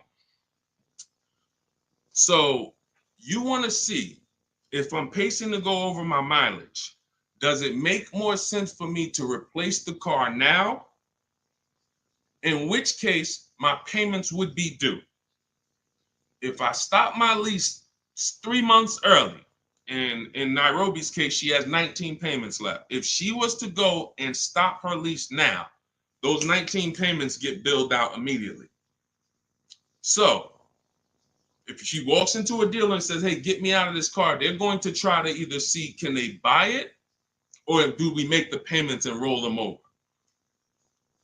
What happens most of the time, and it's usually a better situation, guys, is you would use that lease penalty calculator, you put in how many miles you're driving per month, and it's going to tell you, if you go all the way to the end, this is how much your mileage penalty would be. I had somebody who I work with use that calculator. He found out the mileage penalty would be a little over $2,000. But if he got out now, his payment and mileage penalty would be $5,000. See, first thing we want to do when we find out we're going over mileage is, let me try to get out of this car. Oh, you don't realize that that's a bigger penalty you're paying, breaking the lease early, versus go to mileage, and then you find yourself a below market deal. You get yourself a deal like this. Get yourself a deal like this, because I told you I'm gonna be showing a lot more people. We had so many people get cars over the last couple of days. We gonna be showing these people. Look, this is Melissa. Melissa got a 2025 Honda Pilot EXL. She got a 15,000 mile a year lease. And oh man, I didn't even when I screenshot her, hold on. When I screenshot her deal, I didn't open it up with all the details that she shared. So hold on, stay with me, because y'all got to see this. She got a 1.27 lease. And if she would have let's say she was in a situation where she had a $2,000 mileage penalty, it would be simple for her to just literally roll that mileage penalty over here on top of her 1.2% lease. So this was her full deal right here. It says 15,000 miles per year, $597 a month. And look, she sold her old car because she was used to financing. This is the perfect example of someone who was taught never lease, never lease. She paid all this money to finance these cars. She had a 2018 Kia Sorento, and she would normally go in, trade that car in, and then use whatever equity she had, 5,000, 7,000, 8,000, as a down payment towards her next finance. And she just kept doing it over and over and over again, paying high payments, losing her equity. So she discovers me. She finds out she's not keeping cars 8 years. She's like, all right, if I'm not keeping cars 8 years, I'm not breaking Deshone's 8-year rule. I'm going to shop for a lease. So now she shops for her lease. She gets the same car she would have gotten and paid tons of money for, $800-900 a month for, because she was financing it. But now she actually she financed, she gets her new lease, $597 a month. And look, she did her offers, the 6 offers I told y'all to do, 10 minutes ago, $12,000 in equity. So she goes in, she gets the new car, no money down, $597, drives off in a brand new $50,000 vehicle. Then she gets a check and she puts it in her bank for $12,000. It's the way the money moves. If you understand what I'm saying, if you're starting to, even if you don't get it all, if you're starting to understand type of dollar sign, it's the way the money moves. This is already a woman who likes driving newer cars. It's obvious. She has a 2018. She's going to upgrade it. So she would normally just go trade it in, finance another car, keep it another 5-6 years, trade it in, finance another car. It costs big money to finance these cars. It costs huge money. So now what she did is she said, okay, I drive 15,000 miles a year. I'm just going to get a 15,000 mile a year lease. If she would have got a 12,000, payment would have been $25 less. If she needed 18,000 like Jen, look at Jen's deal. Jen needed 18,000. Where's Jen? Here she is. Look, she says $512 a month. She got a CRV hybrid, and some of these vehicles are very in demand. So when you see vehicles that are closer to the 1% leases, these are vehicles that have bigger rebates, more support behind them. And sometimes you see vehicles that are 1.2, 1.3. They have a little less support from the manufacturer, but you still need to shop to get great lease deals because most people are paying, either huge down payments or then, they're paying over 1.5%. Again, let's stay on topic though. If you look at Jen, she said my payment was $512. I bumped it up because I wanted 18,000 miles a year to $563. Look, she shopped the payment. She shopped her deal from home the way we teach. She got 25 dealers to get involved online, never talked to them, got bids, used my email scripts, and she said, okay, my best deal for 12,000 miles is $512 a month. All right, now bump me up to 18,000. So she's getting, a lot of people would have just signed the 12,000 and then been talking about penalties that they're paying because they didn't get what they need. We teach something called choosing your mileage wisely. She paid $40-50 a month and she can drive her 18,000 miles a year, take her trips, do her crossroads, go see her kids in college and not have to worry about anything for $40-something more a month. It's the pennies. That's called being penny wise. Some people will be penny, that's called being dollar wise. Some people will be penny wise. It's called penny wise, dollar foolish. You have to get the mileage you need on a lease. And if you choose your mileage wrong, don't blame the lease. The lease is not a real person. The lease only goes what you put in. If you tell them, work me a lease payment with no money down, that's how they're going to customize it. If you say put the taxes and fees in the payment and give me offers, that's how they're going to customize it. You might have to tell them 2 or 3 times because they're so used to just telling people, hey, we need $5,000 down. So you might have to tell them that, but the lease is based on you. If you say, hey, I need 25,000 miles a year to drive, that's what they're going to quote you. That's what they're going to customize. So we always shop with 12 and then we adjust our mileage later. But that's what you need to see, Nairobi. So you're going to see, use that calculator I put the link for. It'll tell you whether it makes sense to get out now, later, or at the end. But the last thing I want you to compare that to is the equity assessment. I want you to go to CarMax, go to Driveway, go to Carvana, go to KBB Instant Cash Offer, go to Driveway, go to AutoNation, go to Car Gurus, get those 6 cash offers because you may be able to sell your car. And in which case, if you sell your car, all is forgiven. If you sell your car, there's no penalties, there's no nothing because you're actually transferring the title and the buyer is paying the company off. So do that equity assessment. But when you go to those websites, you must put in, when they ask you, is it a finance, lease, or own, put own. Don't put lease because it triggers something in their websites. Now, if y'all are like, you're like Deshone, I'm not going to remember all of this. Get the blueprint. That everything I'm teaching you is out of my new digital book, Cars from Home, 7 Steps to Saving Time, Money, and Avoiding Dealerships. It's already 5-star rated. Shout out to the people on Goodreads who have reviewed it. We're at a 4.9 rating. We got 4.9 overall, 58 ratings, 40 written reviews. Shout out to everybody who's came and told their story about this book since we launched it a few months ago. And you can go and see what the public is saying about it. This ship has sailed. You can get your copy for 75% off for the next 30 minutes. If you visited the website in my TikTok bio and my Instagram bio, once that gets to 0, there's a countdown, 30 minutes. Once it gets to 0, the price of the book goes back up to $97. It's still worth every dime, but I'd rather you pay $24 instead of $97. So on Instagram, TikTok, your 75% off is in my TikTok bio, in my Instagram bio. Get it before the countdown expires and you'll have the blueprint.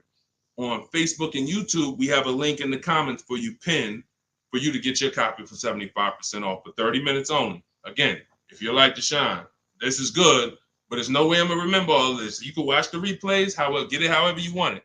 Our system is step-by-step, and it doesn't involve talking. Everything we do is online tools. Okay, go ahead, Dolan. Let me take a sip of water. Next question. And you can buy more miles on the lease. That's a good point. A lot of people don't know that though, Tim. They really don't.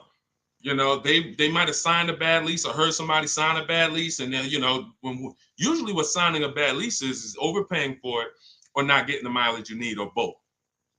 You get them. I've had people who know they're not going to drive 10,000 miles a year, but because it's $40 a month less, or because they don't know, just pay $40 more and get what you need. They'll just take the 10,000. It's a horrible decision, and it leads to a terrible lease experience. All right, this is Teneros. How much should I put down as a down payment? It's a great question. So what you want to do is understand that down payment is nothing but payment management. It is not deal management. You don't want to fool yourself into thinking that because you got a good payment, you got a good deal. That's what down payments typically can do to a person who's not really good with math. You'll say, all right, I need to get my payment to 400. Now you're looking at a car you like, and you're like, I need to get my payment to 400. Now they tell you, okay, well, you end up putting $10,000 down and your payment's 400, and you think, okay, I got a deal. I'm at my payment. You didn't. You are doing one of the cardinal sins that we don't do here at Cars from Home. You're mixing transactions together. What does that mean? Almost everybody who's financially savvy when it comes to cars is going to separate their loan from the purchase price of the car. These two things are unrelated. You shop for the price of the car separate from the monthly payments. Because when you separate, you realize one thing. When most people are giving car dealers 3 transactions and not realizing it, they're buying a car from them. That's one transaction. They're giving their loan to them, or they're letting the dealer get them a loan. That's another transaction. And then they're trading in their car to them. That's a third transaction. So a person looks at it as one. I just made a deal with a dealership. No, you just actually did 3 transactions in one. And what happens, the reason why that's so bad is because you can't bid any of them out. In order to make sure you got a great deal, you need a great deal on each of those 3. The car you need to replace, you need to get the most money for that. The most money comes from bidding it out on the market with the strategies I just said 5 minutes ago with the companies that I just named, the equity assessment process. That's bidding that out. Now, we bid out our loans. Who's going to give us our loan? Who's going to give us the best interest rate? There's plenty of banks that want to compete for our interest rate. Plenty of banks that they don't even sell cars. That should be a clue to you guys of how much money is really in cars, because there's companies who don't sell cars. All they want to do is loan you money to buy a car. That means there's a lot of money in the loan business. So we bid that out. And there's a way we use a strategy. When you get my digital book, you get something called the Bank Bidding War Blueprint. This is how we make banks and credit unions bid for our credit, bid for our loan. We have 20, 30 people bid without affecting our credit negatively. There's a specific way that credit bureaus allow you to do this. It's called rate shopping, where it's within a certain window. But if you're getting pre-approvals with hard credit pulls and then you're going out shopping, you're not going to be able to do this, because you're going to get a hard credit pull here. Then a month later, you go find your car. That pre-approval expires. Now you got to do another hard credit pull. You already hit your credit twice, and you're outside of the rate window. It's just what most people are doing. And that's why when you get a pre-approval, most people become scared to shop now, because they don't want to let anyone else run their credit. So you're limiting yourself. But the Bank Bidding War shows you how to have unlimited people bid for your interest, and we do that after we find our car. But the third transaction is when we're going to buy a car now. The car we're buying, we're going to shop the used car market, look at all the marketplaces. I have a strategy I call the multiple marketplace strategy, where we're looking at all these websites like Amazon. I mean, we're shopping like we're shopping for a TV on Amazon, Walmart, BestBuy.com, but except we're on these car websites. Now we're narrowing it down, narrowing all the inventory down to the top 5 choices, and we're narrowing it down based on title, service records, accident history. We're verifying there's no bogus fees, and then we come up with our top 3 after we get the new car price of these vehicles. This is all, again, step by step. And some of you, you're like, this should be expected. This is what car shopping should be like. Car shopping is not like buying a TV. It's closer to buying a house. So although we do this in 2 hours, if you follow my strategy, you can get deals in 2 hours. Without these things, you're now winging the process. But first things first, when you determine, when you add to this question was about how much money should I be putting down? When we separate our transactions, now what we've done is we went out and we found the car we want at a below market price. Now we go to our lenders and we start the bidding process and we say, okay, who's going to give me the best interest rate? And whoever gets me the best interest rate, now I put it together with the car that I have on hold. And I say, okay, what's my car payment now? And they may say, okay, well, if you finance the whole thing, your car payment's, $580. Now you might say, okay, I think I want to be at like $499. How much do I need down? Well, about $3,000. Okay, perfect. That's between you and the lender. It's not between you and the dealer. You're not, see, in that case, now you have the best price on the car waiting for you because you got bids on that. You got the best loan because you got bids on it. And now your down payment is actually going off the principal of the car, not it's going to pad the deal and the profit from the dealer. If you got that, type $sign. If you got that on TikTok, just start double tapping the screen, running the like sign. That is why it's important. We call that the 3 pillars of great car deals. You'll have to see these 3 pillars separately. Who I sell my car to, I'm bidding that out. Who I get my loan from, bidding that out. Who I buy my car from, bidding that out. And that allows you to sit at your computer and make all the money on your car deal and have these deals that, all of these people are making these deals at home. Look, this is India. She said she started using my strategies last year, but she shopped the market at the time. She was shopping for a Toyota Corolla, and she did not like the offers at the time. That's the benefit of starting these strategies way before you need a car. Look, we got people who get cars in 3-4 days, but when you have time, you can shop the market. She didn't like how the offers looked, and she waited. She said the best of all my offers were over 1.5% with no money, with no one budging on my counter offers. Fast forward 2024, I had to find a car in 2 weeks, so I got to work. In about 5 days, I walked out with a 2024 Hyundai Elantra Limited, $36,000 for 36 months, $12K, $365 a month, no money down. Boom, $365 a month, no money down. The MSRP was $28,725, making it a 1.27 deal. People would kill right now to be able to buy a car, drive a brand new, dependable car, fully warranted car, shop from home, never had to be stressed out in a dealership, begging for discounts. She's sitting at home and she drives off at $365 a month, brand new car, no money down.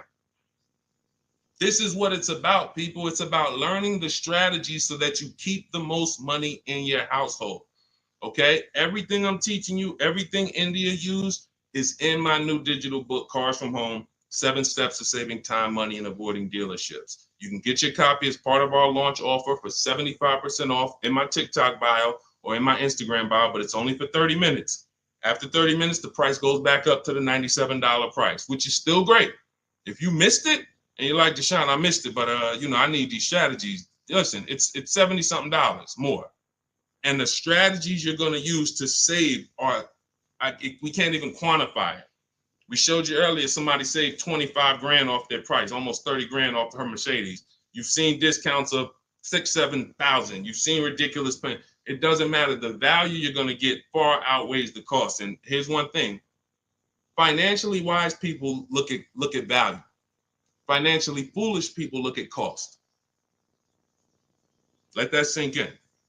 Okay, those of you on YouTube and Facebook, I have a comment below for you. We have a comment pinned. You can hit the link below. You'll see the 75% off. Now, make sure when you get your book at the 75% off, if you get there before the 30 minutes is up, make sure as soon as you purchase, it says screenshot the thank you page. You'll see I put on that page, your book is below. You can click it to open it immediately, save it to your phone, save it to your computer, and I also email you a copy. But I want you to screenshot that page so you can have my support team's email. Every now and then we get people that typing so fast, you actually type your email in wrong. and then you didn't save the book right there on the thank you page. So now, how am I getting my book? You got the support team email. They're 7 days a week. Email, hey, I think I might have typed something wrong. I don't see my book. It's not in my spam folder. Get my team so we can get you the book immediately. So you can have these strategies, protect your family's money, shop with confidence, enjoy car shopping. I enjoy shopping. These people are like, enjoy. Look at what Adina said. Look at what Adina said at the end. She said, thanks to Sean. Hold on. Thanks to Sean for making the car buying process easy. And I want to upload this because it got cut off too. So I'm going to upload this. Thank you for making the car buying process easy. I want you enjoying car shopping. You're about to spend a ton of money. Why should you dread? Look what she said. Last sentence. If you're on Instagram or if you're on YouTube, you can see it. So, all right, Dolan, next question. Let's fly through a couple more. We still got some more time. Come on, y'all, keep typing. Lalia, yes, we send emails out all the time. In fact, everyone who had the book, I literally sent a new copy out to everybody on our list. It was like 9,000 people, maybe a month ago. So, like, go through your email, check your emails from me, because we do that every now and then. Like, we'll literally just update the book and blast the new copy out to everybody who bought one. So check your email, check your spam. You know, I've sent you that book. If you purchased it last year, you've gotten the new book probably at least 2 times, 3 times. We've updated it and sent it out to everybody. Okay, Kevy Kev, good to see you. What are the basic pros and cons of leasing? I know nothing about it, but my husband's considering it. Good question. Let's talk about the cons of leasing first, because I speak a lot about the benefits. The cons of leasing are you always have a payment. Now, some people who buy cars and they always trade them in as soon as they pay them off, or they trade them in before they paid off, they replace them before they paid off. Like, you know, we had the young lady earlier on the stream. She said, I still owe $18,000. I'm about to go and buy another vehicle. So she's always used to a payment anyway. So that's a con.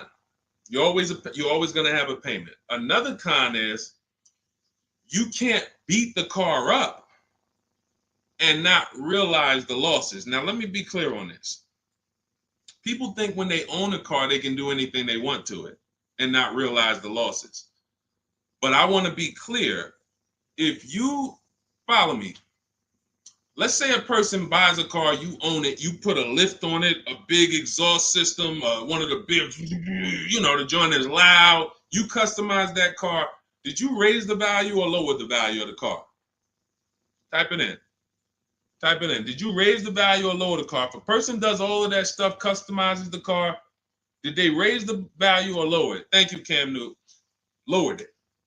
So let's say a person was going to sell a car, and somebody looked at it and said, hey, how much is you going to pay? You know, they're going to pay $20,000 to buy your car. Now, you're like, okay, perfect. Now you go and you do all of this stuff to it, put the engine, put the exhaust on it, boom. You come back 2 days later, and you're like, hey, yeah, I want to sell you the car for $20,000. Now, they hear that new exhaust. They hear all that stuff you put on. They're like, nah, I can't give you $20,000 for that. And that thing probably worth $16,000 now. I don't know. What'd you do to it? So I'm trying to get you to see what I call the unseen expense. This is depreciation. Everything we talk about when we talk about leasing versus buying, we're taking into account how we're going to avoid major depreciation. But people who purchase don't often think that they don't actually understand that whatever they do to that car, if they drive 40,000 miles on it, they just lost money. If my car was worth 20 today and then I drive 30,000 miles this year, that car is going to be worth 10. I'm destroying the value. So you pay for it either way. So when I say that one of the cons of leasing is that you can't do anything you want to the car, well, you can't without paying for it, but you also can't when you own it without paying for it. But if you do that, you have to restore it to its original condition. Now, another con of leasing is you have to be able to estimate around about how much you're going to drive. So people who are like doing Uber or something, you don't know how much you're going to drive. There's a reason I don't tell business people who do those types of businesses to lease, even though they're not keeping their cars a long time. there's a better structure for you guys. Leasing is not it, because you don't know how much you're going to drive. If you have a good year, you might do 40,000 miles. If you have a bad year or a rough year, you might do 20 or 18,000 miles. So you can't predict it. So with leasing, you have to have an enjoyable leasing experience. You have to have some type of an idea when you're going to, how much you're going to drive. Now, one of the biggest cons to leasing is you can overpay by a lot because it's not transparent. It's not transparent. Could everybody who shares, there are a couple people on here, you always share the broadcast. I appreciate you. We need you. Can you hit the share button, hit that arrow, hit that paper plane, and tag one friend in, just in case they might be going to the dealership tomorrow. We need to make sure that they have what they need to win. So shout out to the sharers. We can't do this without you. Now, when you consider that you can overpay, see, when you get a purchase deal, everything goes on that receipt, the buyer's order. You can plug that into a calculator and you can match those numbers up. You might not be used to doing it, but that bottom line price, you can plug that right into a basic auto loan calculator on hundreds of websites, and you can make sure that your payment matches. You can't do that with a lease. There's all types of potential to hide money in leases. You can hide money in the interest rate. You can hide in the money factor, because you can't use your own financing with a lease. You have to use whatever bank or leasing company the dealership who's running the promotion is using.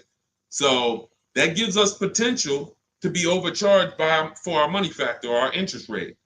There could be rebates on that vehicle, $2,000, $5,000 rebates. Look, when Sean was shopping for his F-150, some of you have seen it. It was a $15,000 rebate, $15,500. He wouldn't have known about that if a dealer's not going to come in and tell him, hey, it's $15,500 rebate on this. No, some dealers might say nothing. They won't even mention it. They'll just try to negotiate. Hey, how much could you, they hoping you say something like this. Can you get me the invoice price? Can you get me to the invoice price?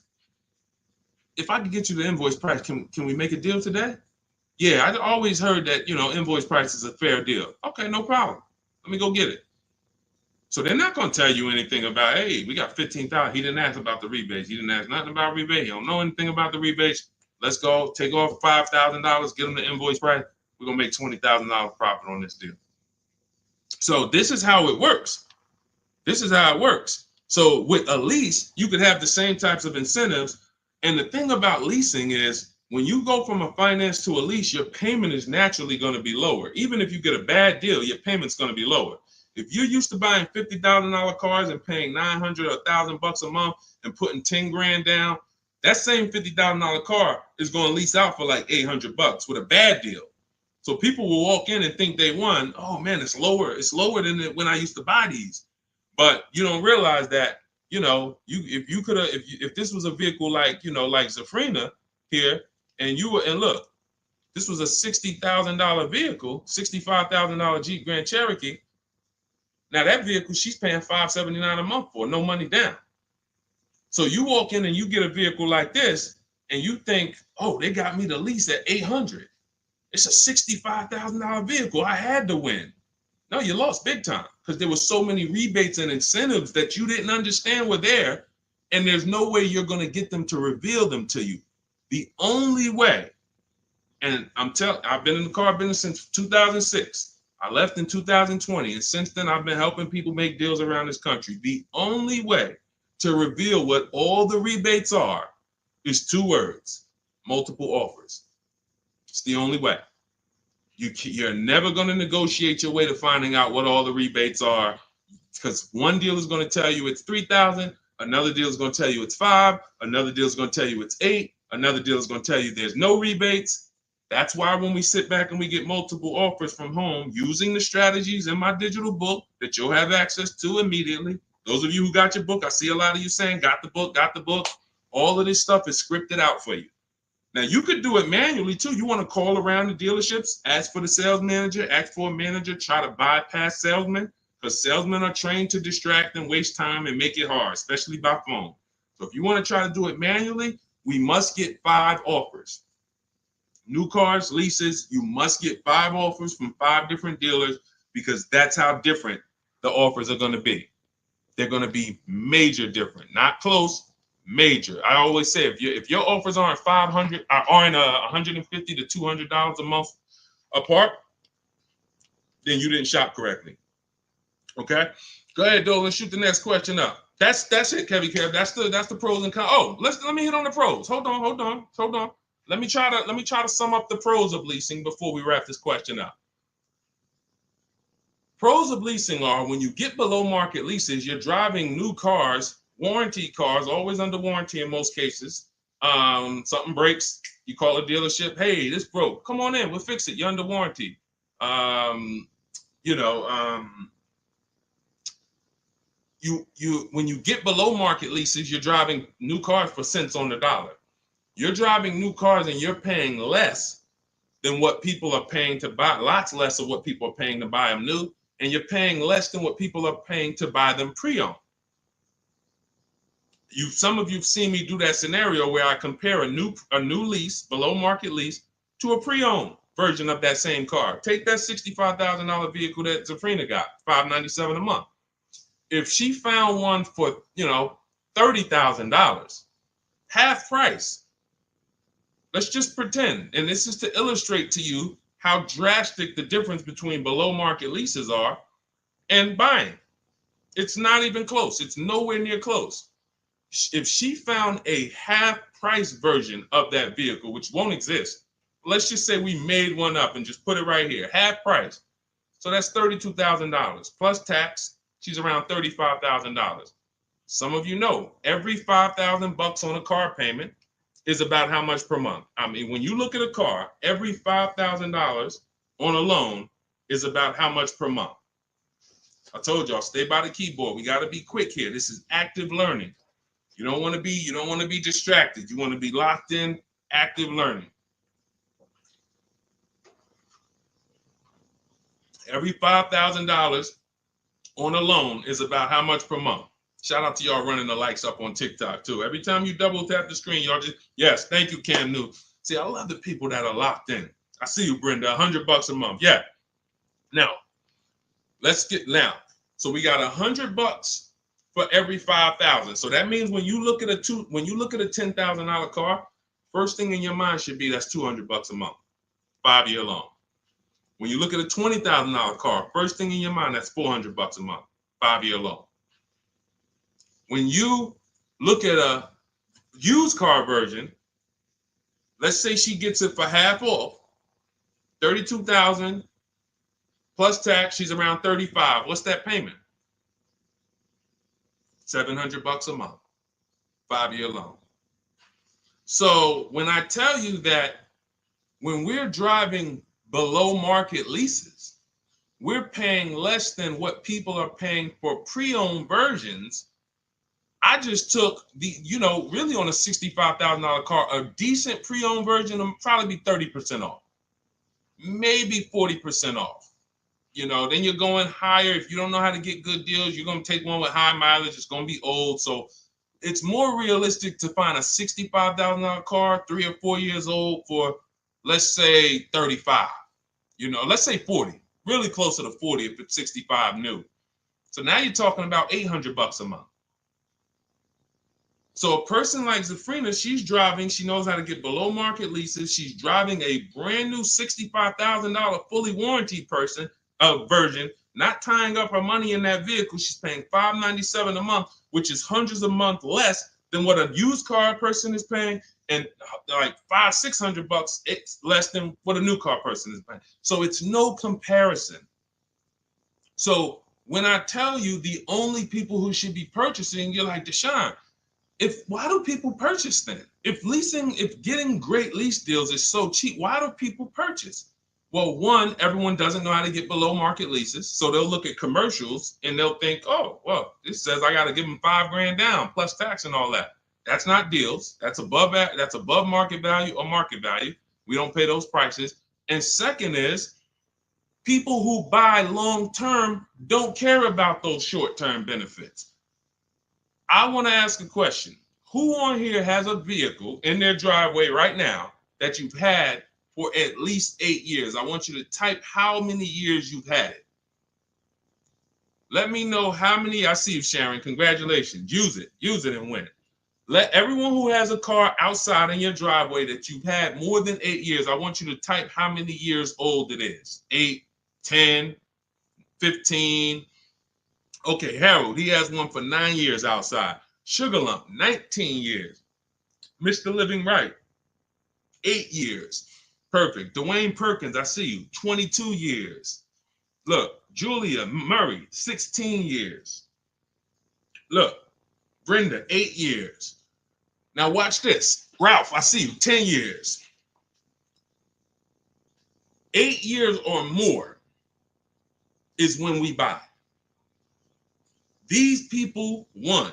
So you heard me just spend the last 10 minutes, 15 minutes talking about pros and cons of leasing, benefits of leasing. But these people are the real financial winners in the long run, because the longer you keep a car, the less it costs you. I'm not a fan of people leasing who have the discipline to keep a car for 10, 15 years, 12 years. I would never tell people lease who's doing that. I'm trying to get the people who say, it's no way I'm keeping a car near that long. I've never done it. I don't enjoy it. I'm not going to do it. You are the people who should not be buying. Because the great thing about having a car 8 years is you'll see something. This is the depreciation cycle. This is how owners lose money on their leases, on their cars. When you purchase your car, one day when you buy it, it's worth this. 5 years down the line, it's worth this. 10 years down, 10 years, but here's the thing. After about 8 years, 7, 8 years, now the depreciation starts to level out. You're not losing that much money in depreciation anymore. Your car today, all of you who just typed, whatever your car is worth today, most likely it's going to be worth that next year too. If your car is worth $5,000 today, a year from now, it's going to be worth about $5,000. You beat depreciation. That's when it makes sense to purchase, when you have those values. These people, look, we call these cars keepers. When a transmission goes out on the car, you know what people who are not programmed, you're not a keeper, you know what you do? Transmission's out. You gotta go get a new car. When the transmission goes out for some of these guys, what are they doing? They go get another transmission and put it in the car. That's what you do. That's what you do. So there's two sides to be on. You're a long-term side. That means, like my dad, he bought a truck 2013. 6 years later, the engine went out. He got a used motor, put it in there. He's still driving it. He's about to sell it for a couple $1,000s now. He's had that car for over 10 years. But he's had no car payment on it for probably 7 years. That's all money that stays in his household. Somebody asked the other day, hey, my car needs $3,500 in work. Should I go get a new car? I said, well, first of all, make sure you get a price from a second opinion from a local mechanic. You always get, for work, you always get 2 opinions. But if it costs you $3,500, will that car ride smooth for the next 3 years, 2 years, 3 years? If the answer is yes, you need to understand something. If you go get another car to replace that car, it's going to cost you a minimum of $3,500 a year, and most likely more than that, $6,000, $7,000 a year coming out of your household. So do you want $3,500 one time and now I got no car payment, I keep my bills low?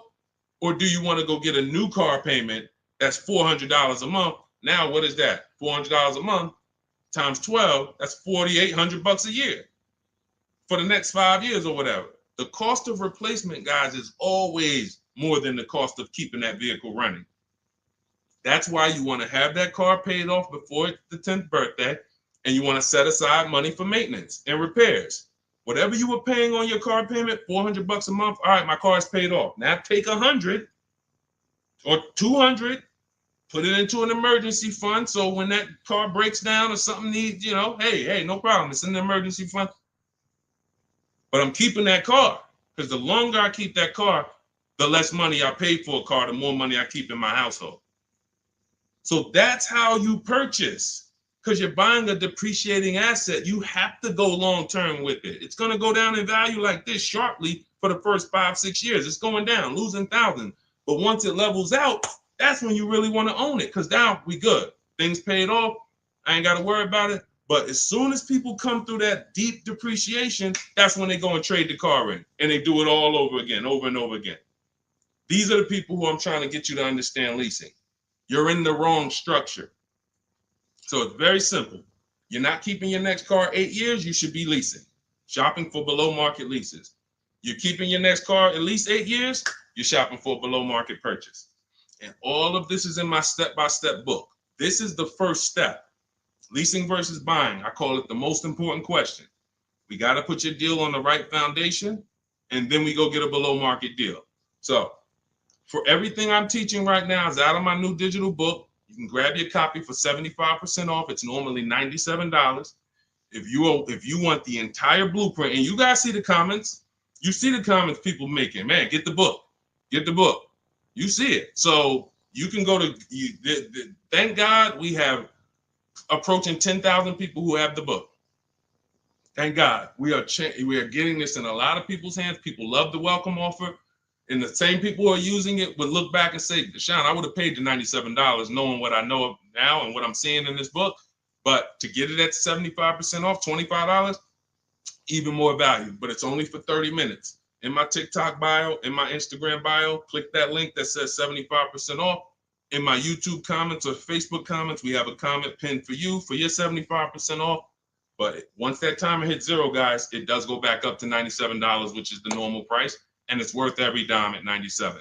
Okay, so get your copy. Make sure you screenshot the thank you page as soon as you purchase, and make sure you take a record of our support team's email, because sometimes you go and you type it in, you're like, I'm finally going to be able to enjoy car shopping. Man, I'm about to make the best car deal of my life. And you're so excited, you type your email in correctly, and now it's wrong. And so we can't email you the book. Now, once you get the book, you're going to see, as soon as you pay for it, I say, open your book below. So there's a link right there on that page to actually open the book, and you can save it to your actual, you can save it to your phone. But I email you a copy too. And sometimes if your email's wrong, you're not going to get that email. So make sure you screenshot that page. It has my support team's email, or look at it right here. Look at it on the screen. Get the support team just in case. But that's not for questions. Do not email me any car buying questions to that. That's only for making sure your book gets to you. Okay? So I want you empowered. I want you making the best deals you've ever made. I'm just going to show a bunch of more people before we rock out. I didn't get a chance to get to everybody's deals that has sent me a deal in the last couple of days. I didn't get a chance. Ansley got his second vehicle. He said 2 down, 1 more to go for the year. He got this BMW truck. We showed Melissa. We didn't show American Senior Benefits. You guys can read this if you're on Instagram, on YouTube. You can pause that. But we'll go more detail on the second stream. Keep sending me your deals, because I told y'all I was going to bring them onto the show. And after you make your deals, email me. I want you guys proud of the deals you're making. I want you excited, not just about the car. Everybody gets excited about posting their cars. Everybody. You'll see that all through any social media platform. People get a new car, they want to take pictures of it, but they'll never show you the numbers. And you may have been this way, because secretly they're ashamed. The last thing they want is somebody who understands the numbers to look at that deal and be like, hey, did you see this? What's the $4,000 here? Did you see? How many offers did you get on this vehicle before you paid this price? Oh, no, I just thought they don't want that. I don't want you living like that. If you've done that before, I don't want you like that. I want you like all of these other people you're seeing posting your car deals, like Melissa, like American Soldiers Benefits, like Ansley, this is his other car, like Rosalie, like Jen. Hold on. We do this all day long. Like Teddy, like Jared, like Zafrina, like Pierre. Numbers. That's what I want. And that's the confidence you will have after you get your book. So get it. If you do it your way, do it your way. God bless you. My way is no talking, right from home. That's why we call it Cars from Home. So I'm going to check out. God bless y'all. I'll see y'all on the next stream. Share this with a friend. Before you jump off, share this with one friend that you're like, hey, I got somebody that my best friend, they need to see this, because we have to help people protect their money. If we don't get this message out, our friends are right now in dealerships right now overpaying. Okay, so God bless you all. I will see y'all on the next stream.